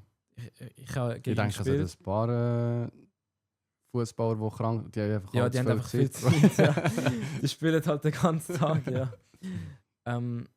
Genau, und eben er ist auch wirklich mega gut gewesen. Und jetzt gerade zum Beispiel Kofi Kieré heisst der. Der will unbedingt mal gegen uns spielen, einfach zu mal wissen, wie gut wir sind. Er hat jetzt gegen den Asada schon gespielt. Resultat sage ich nicht, aber Ja, wahrscheinlich bodenlos. also der ist jetzt schon nicht. Der ist jetzt nicht so gut gewesen wie der andere, sage ich jetzt mal. Ja. Also der Nassada, aber wir haben jetzt im Podcast noch nicht darüber geredet, aber vorher schnell kurz, das ist ja der Teammate von dir. Ja. Und jetzt aktueller Stang noch krasser als du. Ja, also wirklich rein vom Skill her auch und von dem, was er gerade am Erreichen ist, schon. Das ist ja Next ja, Level. Next Level. Das ist eigentlich einer von denen, wo du vorhin gesagt hast, du musst Top 5 sein, zu diesen ganz grossen Vereinen zu kommen, ist eher ein Thema wahrscheinlich. Genau, er ist so ein Thema für Ja. in Zukunft, ja. Weil, Jungs, ihm sein Teammate, der Nassada, ich weiß nicht, welche Karte hat er? Ginter, Matthias Ginter. Ah, der Ginter hat Ja. er. Im Ultimate. Wenn er gewinnt, wird der Ginter besser im Ultimate, Jungs. ich so sag's krank. jetzt schon, investieren in ihn, er spielt morgen. Ich sage wirklich, er holt mindestens 10 Punkte. Holt Ginter jetzt alle. Investieren. Da, Trading-Tipps von unserem Pro. Er ist nicht Trading Pro, aber er weiß, was läuft. Mann. Ja, eben, also bei dem kann ich es wirklich gut einschätzen. Was hat der Preis aktuell? Ich weiß gar nicht, aber vielleicht hat er auch schon ein bisschen einen Hype, aber Wie jeder viel E-Sportler... würdest du zahlen für den Ginter als Invest? Boah, ich weiß nicht, wie teuer der ist. Also ich weiß halt nur, jeder E-Sportler hat das also als Spaß gesagt, weil wir halt alle davon ausgehen, dass er halt rasieren wird. Aha, das heisst, Ohne ihm jetzt Druck machen. das ist in dem Fall kein Hidden Tipp mehr. Thierry macht Arbeitszeitbetrug, Bro ist länger verletzt als ich. Ja, er hat Pech, leider. Der ist aktuell bei. Bro, der hat schon irgendjemand hat schon eingekauft. Der ist auch alles bei 77k, so 75k. Der ist doch irgendwann mal bei 50, glaube ich. Ja, ich denke, jemand hat dort schon recht. Es hat auch fast keine mehr. Ja, dann wahrscheinlich. Irgendjemand hat alle gekauft und die für um die 80k alle gelistet. Ja, Ja. wir sind leider dort. Ich will den Investment-Tipp jetzt nicht mehr so. Okay, Kauft 70. Er kauft einen, weißt du? Bro, überleg, es hat etwa 20 auf dem Markt. Die hat locker schon einen alle gekauft. kann gut sein, kann auch gut sein, dass er runtergeht, obwohl er Upgrade bekommt. Ja, weil Aber einer. ich sehe rein vom Skill her, wie gut er ist, keine Möglichkeit, dass er nicht weiterkommt. Weil er halt wirklich so gut ist. Crazy. Ja, das ist crazy. Also ich glaube sogar ein Spiel. Nein, ich weiß nicht, ob er im Broadcast drinnen war. Er ist ganz viel gezeigt worden. Also Schon? Ja, dann habe ich Wahrscheinlich sicher schon. ein bisschen gesehen von ihm. Ja, eben. Und eben dann ist der... wer ist jetzt gesagt? Ist gekommen, eben. Oder wer kommt jetzt nach dem Sidilia? Oder wie heisst der? Sidilia. Kofi Kire heisst er. Kofi Kire. Genau. kenn ich Also gar nicht. der hat jetzt nicht so oft gespielt, weil er halt eben verletzt ist. Ah, das ist der, der verletzt ist. Ja, genau. Also ich glaube, er Okay. hat Kreuzbandriss oder so gehabt. Irgendwie so. Und sonst auch viele Verletzungen noch so als ich. Aber der hat, also ich habe jetzt gegen ihn noch nicht gespielt, aber er hat mir mal geschrieben gehabt, Mhm. unbedingt mal spielen. Sonst gibt es noch viele andere, die halt einfach unser Chef die ganze Zeit anschreiben und nerven. Ah, schon? Ja, weil sie irgendwas wissen wollen im FIFA oder so. Und was ich zum Beispiel krass finde, EA, ich weiß nicht, wieso sie das machen, aber EA verteilt FIFA-Codes, also das Spiel, an uns Freiburg jetzt zum Beispiel. Wir bekommen, ich glaube, ich darf es gar nicht sagen, wie viel wir bekommen, aber wir haben auf jeden Fall FIFA-Codes zum Verlosen und zum an den echten, also Fußballprofis weitergeben. Okay. Dass die halt FIFA wollen, das nicht kaufen müssen, sondern einfach nur, Gut, das ist halt Marketing. ja genau, schon mal einfach die FIFA, also unsere E-Sports-Abteilung halt anschreiben kurz und dann das Spiel bekommen. Mhm. Ja, das macht grundsätzlich macht es schon, also es ist ja schon offensichtlich ein bisschen, warum dass man das Ja, macht. genau. Ja. Aber jetzt so gegen Schweizer, jetzt so, ich weiss, noch Okafor ist auch so ein Süchtiger. Hast du schon mal gegen den gespielt? Ja, auch schon zweimal. Aber das Jahr nicht und letztes Jahr glaube ich auch nicht. FIFA 23 oder FIFA 24. Aber du hast ihn wahrscheinlich verräumt, auch mit seinem Full-Icon-Team oder was er auch rumläuft. Ja, also ich habe gewonnen, aber ich habe nicht verräumt. Also er ist wirklich gut. Ist er wirklich auch gut? Ja, er ist auch gut. Ja. Gibt es schon noch Schweizer Nazi-Spieler, die viel EFC spielen? Ich weiß gar nicht. Es wäre letztens mal ein Event gewesen, aber ich konnte leider nicht gehen. Von der SFV, also vom SFV organisiert, dass eben so Profis gegen uns spielen, als Mhm. Content-Idee. Ich bin aber leider verhindert gewesen vom. Wer ist also dort? Ist der privat. jemand gegangen? Oder? Der Omid hätte sollen gehen, aber er ist dann krank gewesen. Und dann ist es abgesagt worden. Nein, Und das ist, ich habe ihm das gesagt, das ist so peinlich, weil das kann doch nicht sein, dass jetzt haben wir endlich mal etwas gehabt Ja. und ich halt aus privaten Gründen müssen absagen Ja. und ich habe wirklich nicht können gehen und bei ihm ist es dann halt so gewesen, er ist eigentlich krank gewesen. Bro, aber hast du denn keinen Dritten, Mann? Der Leute doch am Ruben an oder so. Ja, der Ruben gehört dann nicht dazu, weil er darf gar nicht spielen, Aha. weil er Hat er keinen Schweizer Pass? Nein. Ah, der hat gar keinen Schweizer Pass. Ja, keine Ahnung, man. Der holt doch irgendwie. Stehst halt Ja. den Lubo noch mal her. Weißt Ja. du nicht, holst Eben, irgendeinen. ist ein bisschen schade gewesen. Ich weiß nicht, Ja. wie sie es dann gemacht haben. Aber das wäre cool gewesen. Ah, scheiße. Haben sie nicht Ja. noch einen neuen Termin oder so können? Vielleicht Was gibt es kann mal in ich- Zukunft wieder was. Ja. Vielleicht, wenn Aber ich du halt hättest schon- Euro gönne. Ja, also Mal dann- schauen. Das wäre cool noch. Dann spielst du plötzlich für Frankreich oder so. Ja. Schicken dir alle Pässe zu. So. Ja. Nein. Okafor immer auf dem. Ja, ich weiß. Ich bin Ja, auch schon ja. mal, er spielt ja viel mit seinen Brüdern. Zum Beispiel auch manchmal, also der eine ist etwa vor einem Jahr, wo ich mal reinschauen bin, sie waren Co-op-Rivals am Spielen gewesen. Ja, die spielt viel. Er mit dem Isaiah, Mhm. Mit dem habe ich auch früher noch viel Kontakt gehabt. Jetzt gerade nicht mehr so, aber er spielt ja jetzt auch bei Zürich. Ja, die sind alle wieder im Grind. Er ist ja, Ja. glaube ich, irgendeine Verletzung gehabt, etwas Gröberes, oder? Ja, ich glaube irgendwie so. Eben, ich glaube, der fokussiert sich jetzt mehr auf Fußball, aber früher Ja. hat er mega viel FIFA noch gespielt. Ja. Und noch ganz kurz, ich bin ein Pina-Spieler, Oh nein, Mann. aber alle sind Pina-Spieler im Pro-Bereich. Jetzt habe ich also- keinen Respekt mehr vor dem Gianluca. Nein. Ich sage immer, ja, vor allen Pina-Spielern habe ich keinen Respekt. Ja, es gibt, Aber- das ist halt die beste Karte, muss man sagen. Er ist E-Sportler. Aber die Weekend League-Öler sind nicht E-Sport. Die müssen gar nicht meinen. So. Du musst dir mal überlegen, wenn ich die Chance habe, zum Auswählen zwischen R9 und Pina, nehme ich Pina. So ist das Spiel Ja. momentan. Ja. Das Ja, also es traurig. ist auch das, was letztes Mal, wo der Merki mal da war, der hat ja noch einen anderen Kollegen. Jetzt kommt mir der Name nicht mehr Kennt sie, sehen. oder? Nein, der andere. Mir kommt der Name nicht mehr Sinn. Merki, hilf mir, wenn du im Chat bist. Der Nori. Ich weiß nicht, ob du den kennst. Den Nori. Nein, nicht. Der ist so ein Mbappe-Fan, des Todes Mbappe-Fan. So, der hat Ja. alle FIFAs Mbappe gespielt. Aber er hat gesagt, jetzt. Er spielt nicht Mbappe im Sturm, er spielt Pino im Sturm. So. Und Ja. das ist eigentlich so das Letzte, was er machen würde. Aber eben das Spiel ist so. Ja, Mbappé ist auf links bei mir auch. Auf LM. Einfach auf Flügel, ja. Ja. Also Pina ist halt einfach wirklich besser. Welcher Mbappe jetzt? Gold. Also Gold? Es gibt Restrictions halt. POTM darfst du nicht mitnehmen. Doch, aber ein bisschen unnötig, glaube ich. Lohnt sich nicht. Ja, lohnt sich, glaube ich, nicht. Was ist nebst der Pino noch so ein Hidden... Was ist eine Karte, die Also- du empfehlen außer die offensichtlichen? Ich spiele halt eben nur die Oder spielst offensichtlichen. du voll offensichtlich alles? Also ja? ich kann Wer empfehlen, spielst du RM? RM spiele ich jetzt gerade Pedro Neto, aber weil ich halt auf die Restrictions muss achten. Salah ist noch gut, Lamine Yamal. Mhm. Formation Formation 4-5-1, die zweite. Nein, 4-4-1-1. 4-4-1-1. Ja, ein bisschen stolz habe ich. Nein, 4-4-1-1, genau. Bonmati ist mit die beste Karte im Spiel. Die hassen sie. Ja, es ist halt unmöglich, die verteidigen. Mhm.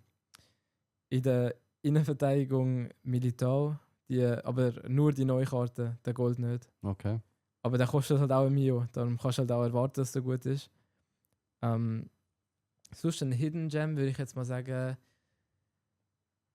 Valverde, Rechtsverteidiger, Goldkarte. Also einfach Valverde auf Rechtsverteidiger Der stellen. hat Rechtsverteidigerposition. Ja, einfach Okay. ihn auf Rechtsverteidiger spielen. Er ist gut. Diogo Dalot, der ist auch gut auf rechts. Murillo, die neue Karte da in der IV. Der kostet auch nicht so viel. Und ja, der beste Linksverteidiger im Spiel ist Theo Hernandez mit Abstand. Die letzten 3 Jahre. Ja, genau. Oder ein Hidden Gem, weil ich glaube, der ist wirklich noch zu teuer. Carreras von Real Madrid. Carreras. Ja, der ist wirklich gut auf links. Boah, den kenne ich. Also, da habe ich gar nicht. Die Karte geht gar nicht. Also, das sind Inform. Der hat so einen Okay. 86er Inform und der ist wirklich gut. Okay. Ja, da habt ihr es gehört, meine Damen und Herren. Könnt ihr mal einbauen, das Zeug. Willem spiele ich auch viel wegen der Restrictions. Was hast du für was sind die Restrictions? In euren Restrictions darf ich nicht bekannt geben. Aha. Ist noch verboten, ja. Aber es sind nicht so nichts Spezielles oder so. Also nicht, du tust jetzt schon wegen Euro Restrictions so spielen. Ja, genau. Aha. Also ich habe Draft Restrictions, heißt es. Ich darf nur ein gewisses Budget und ich muss gewisse Karten einbauen. Aber ich darf es nicht bekannt geben. Aber Okay. zum Beispiel jetzt bei dem letzten Turnier ist zum Beispiel gewesen, maximal 7 Millionen und ein Aber von welchen Preisen gehen sie da aus? also du hast so eine Internetseite, heißt es, FC Pro Draft, und du bist dort halt angemeldet und dann tut EA sagen, also tut dir vorher schon mitteilen, für das Event werden wir einen Tag vorher um die Uhrzeit Preise freezen. Definieren, okay. Also genau dort, wo halt der Preis ist, und sie stoppen. Und dann musst du mit diesen Karten, also mit dem Budget, wo du hast also dein Team zusammenstellen. Mhm. Und dann ist halt der Preis von dort. Okay. Und du dort immer schauen, dass du es voll ausschöpfst oder sagst Ja, schon. schon, wenn es Musst- geht? Ja, musst halt irgendwie so umbauen, dass es voll Mhm. ausschöpfst und die besten Karten mitnimmst. Aber wenn jetzt noch so, sag ich mal, dir fehlt noch ein Spieler, hast du noch 200k, aber dann ist vielleicht fehlt dir noch der Linksverteidiger und dann nimmst du halt den Gold oder was? Dann nehme ich, ja genau, dann nehme So. ich halt irgendwie so und dann, ja, eben man muss irgendwie so umbauen, dass es halt am besten ist für einen. Okay. Und wie lange hast du gehabt, bis jetzt das Team definiert hast? Gehabt? Es geht schon lang und Aber man die wechselt schon Preise oft. jetzt schon gefreezed? Nein, jetzt noch nicht. Also Aha. Preise freezen erst in 2 Tagen. Aber vom Budget her bist du recht safe, dass es dann gut Also- rein mag. Ich weiss mein Budget. Also eben, ich bekomme ja einen EA-Account. Also das heisst, Mhm. ich kann jede Karte sozusagen spielen. Okay. Aber ich muss halt einfach in dem Budget drinnen bleiben. Genau, aber ich meine das Budget, das sie vorgeben, Ja. die Spieler, die du jetzt nimmst, denkst du, das geht safe, wenn sie den Freeze Aha. hätten, es geht gut auf. Ja. Also Okay. eben, Ist man nicht weiss einer, der ungefähr. noch könnte schwanken. Also oder schon, weiss schon ein bisschen, aber ich muss halt auch ein bisschen spielen damit. Mal Ja. schauen jetzt. nicht. Okay. Ja. Spielt man wieder E-Euro, auch Evos? Nein, leider nicht, weil Evos sind komplett verboten. Überall? Im Competitive-Modus. Sobald es um einen Broadcast geht, also sobald die EA-Account vorhanden sind. Mhm. Für die Leder und so weiter, also das, was du wahrscheinlich auch spielst, dort ist ja erlaubt, aber sobald du weiterkommst, nicht mehr. Okay. Ja, Also aber Evos sind wirklich eigentlich so... sie wollen das ändern fürs Bann. nächste Jahr. Ah schon? Also sie haben jetzt nicht offiziell gesagt, aber es wäre eine Option, dass man halt vielleicht sagt, dass man gewisse Evos zulässt, weil es gibt ja so viele Möglichkeiten. Ja. Ja. Okay. Ja gut, aber das stelle ich mir dir wiederum wirklich mega schwierig vor, dass man da irgendwie Ja. irgendwelche Evos... Es ist zwar jetzt schon weniger crazy geworden als im 23, was rausgekommen ist, oder im, Ja. mal, glaub, im 23. glaub, Oder 24, im ja. 24.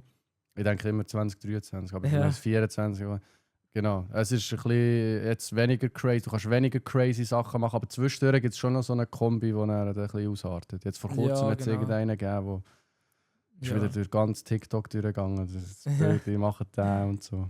Aber Leute, wir von unserer Community werden diese Spieler eh nie machen. Weil wir die ja die Evos gerade brauchen, meistens, wenn sie rauskommen. Wir warten ja nicht 5 Wochen, bis wir 20 Evos offen haben Ja. und die dann irgendetwas kombinieren. Sondern wir machen die Leute gerade so. Aber ja, was haltest du so von? Spielst du selber for fun Evos und so? Oder hast du ein Freiburg Evo-Team? Nein. Ich Auch spiele kein Schweizer Nazi Evo? das ist ja auch noch so das Ding. Ich spiele gar kein FIFA mehr For so fun. for fun. Ich spiele es nur noch aus Beruf sozusagen. Mhm. Ähm, Aber macht es dir noch Spaß? ja, es macht mir noch Spaß, aber es ist halt, würde ich es noch for fun spielen, glaube ich, wäre es zu viel. Mhm. Deshalb. Ja, weil du schon genug Zeit investierst. In dem Ja, Sinne. genau. Und dann die Zeit, wo ich sozusagen frei habe, muss ich dann nicht noch extra spielen. Das Einzige, was ich mache, ist eben Pro Clubs noch. Ah, So das ist for spielen. fun. Genau. Ja. Aber sonst, Gut, eben, du verbringst schon so viel im Ultimate. ja. Da musst du dann nicht noch ins Ultimate irgendwie probieren, Spaß zu haben. Oder so. Ja, genau. Ich mache nur das, was ich brauche, sozusagen. Ja. Das wirst du höchstens vielleicht machen, wenn du eben noch Content oder so willst machen. Ja, So ein genau. Team voll mit Trickster und dann irgendwie so probieren, auf Division 1 zu spielen. Also Ja, nur mit irgendwie Trickster-Skills und du darfst nur das Goal schießen, vorher Trickster-Move gemacht hast. So Ja, scheiße. das mache ich in der Weekend League zum Beispiel. Wenn mir langweilig ist, dann sage ich mir selber, ich kann nur das Goal machen, wenn ich jetzt irgendwie 5-mal also alles First Touch spiele oder so. Oder Mhm. ich kann nur das Goal machen, wenn ich zuerst einen Rainbow mache und erst dann einen Pass spiele. Ich sage einfach irgendwie so Sachen, weil Also du kannst eigentlich auch Content daraus machen. Dann. ja, ich sitze Aber es ist auch halt, so im Stuhl. ja, es ist halt, ja, so am Pennen halt. Ja. Ja, geil. Hey, aber wir sind zeitlich schon recht knapp dran. Stimmt. Es ist schon 3 vor 1, wir sind schon fast wieder 2 Stunden dran. Die Zeit fliegt immer, wenn wir Podcast machen. Ja. Von dem her, wir würden sonst noch eine Abschlussfrage aus dem Live-Chat zulassen, wenn ihr jetzt gerade irgendwie noch eine spezielle Frage habt, hat Gianluca. Also ich kann sonst noch die andere Frage beantworten vom Nico Watz. Wie du am besten in Kontakt kommst zu ah. VBL-Teams. Ja, wieso Ähm, nicht? Also vielleicht noch für die, die es jetzt im Nachhinein schauen, die Frage aus dem Chat ist, Gianni, wie komme ich am besten in Kontakt zu VBL-Teams? Ja, genau. Weißt du, was du bekommst, sonst checken die nicht am was. Ja, nein, ist gut. Du musst dich halt beweisen bei Turnier und wenn du dich bei diesen Turnier beweisest, dann kommst du eigentlich automatisch in Kontakt rein, weil du halt dich bewiesen hast sozusagen. Und dann kommen eben die Leute eigentlich auf dich zu, die Agenturen, wo die Vereine sozusagen betreuen. Und sonst musst du halt ganz viele E-Sportler anschreiben und irgendwie mit denen im Discord sein und dann hoffen, dass der seinem Chef sagt, ey, schau, ich habe den und den. Aber sonst geht es halt anders nicht. Aber denen musst du natürlich auch beweisen. Weil sonst kann er ja nicht Ja, genau. gutem Gewissens die weiterempfehlen in dem Sinn. Oder du musst schon. Ja, genau. Also du musst dich so oder so beweisen bei Ja. den Turnieren, sonst kommst du gar nicht, sonst hast du ja gar nicht die Chance dazu. Weil, also als Schweizer jetzt nicht, weil die halt in Deutschland dann sagen, ja, wir nehmen doch lieber dann einen aus der Region, anstatt Ja. einen 5 Stunden durchs ganze Land fahren Ja, lassen. aber und das ist ja nachher eher noch Zugticket schwieriger, so zahlen über und so. Empfehlung. Ja. Ja, genau. Aber klappt das überhaupt, wenn ich unter Vertrag bin? Ja. Du bist ja auch unter Vertrag gewesen. Ja, Oder? ich bin auch unter Vertrag gewesen. Ich habe mich ja eben qualifiziert und so weiter. Und dann ist an dem Turnier sogar sind Agenturen auf mich zugekommen und haben mich angefragt, sozusagen, wie es bei mir aussieht, was mein Stand ist und so. Die bringen die schon, entweder bringen sie die schon aus dem Vertrag raus. Oder, dann, Ja, oder das also- sind ja nicht 10 Jahresverträge, die du Eben, die unterschreibst. meisten Verträge sind ja eben befristet. Ja. Und dann ja, ist man so automatisch drin. Ah, schau, da noch eine First Message. Ja. Vorgeschrittenes oder taktisches Verteidigen. Fortgeschritten, wenn man gut ist. Also man muss es lernen halt. Aber dann bist du schnell mit dem besser. Viel besser, also Okay. so extrem viel besser. Also vorgeschritten ist schon einfach X und Kreis. Ja, genau. Ja. Aber wenn du weißt, wenn du X drücken kannst, also du kannst es eigentlich spammen. Ja, das Ähm. spannen wir immer. Aber man ist, glaube ich, ein bisschen langsamer mit den Verteidigern, wenn man spammt. Habe ich mal gelesen. Nein. Du Nein, musst, das ist nicht eher, dass du Laufduell verlierst, wenn du X zu weit hinten Also, spammst. du darfst, ja, dann schon. Aber schon, aber gell? du musst ja eben timen Ja, können. ja. Dann, Mann, aber der Ja. Williams läuft mir gleich immer davon. Ja, also darum ist eben der Theo so gut. Der kommt halt immer hinterher und drückt X und dann hat er jeden Ball, weil er so breit ist. Noch. Das kann ich eben mit meinem Evo-Team nicht. Ja. Ist, kommt der Theo leider nicht in Frage, außer mit ihnen noch einbürgern. Ja, dann. Hey, aber dann möchte ich mich jetzt an dieser Stelle herzlich bei dir bedanken, für dass du da auftaucht bist und all die Infos Ja, und die Erfahrungen von dir geteilt hast. danke dir für die Einladung, hat mega Spaß gemacht. Sehr gern, sehr gern. Auch sehr gern ein zweites Mal nochmal, falls... Aber Nach nein, der- jetzt räumst du 10 Euro ab und dann verwünsche ich dich nicht mehr. Nein, werde ich ghosted vom Gianluca. Nein, alles Gute für 10 Euro. Danke. Ich hoffe wirklich, dass du dort nochmal abreißt, einfach, dass du nochmal allen kannst zeigen, was du für ein Standing hast, weil das hast du auch verdient. Und sonst würde ich die abschließenden Worte an die Zuschauer jetzt noch live und sonst später bei YouTube Ja. bei dir lassen. Also erstmal nochmal danke für das Ganze, was du gesagt hast und für die Einladung. Dort ist die Kamera, genau. Rede ich Genau, mal- dort zwischen den Monitoren. Ja, dann rede ich schön in euch rein. Hat mega Spaß gemacht. Folgt, also ja, Folgt alle gratis rein, machst du dich noch erinnern? folgt alle rein. Weiss ich noch. Ja.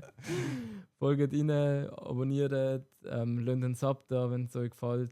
Ich komme gerne nochmal auf den Podcast. Hat mega Spaß gemacht. Und macht auch immer Spaß, Schweizerdeutsch mal reden und stellen von Hochdeutsch mit allen anderen. Facts, kommst du auch nicht mehr so oft dazu. Ja, genau, eben. Kommen wir eben nicht mehr so oft dazu. Und ja, macht's gut und in dem Fall bis zum nächsten Mal. Schönen Sonntag wünsche ich euch allen. Merci fürs Einschalten. Tschüss zusammen.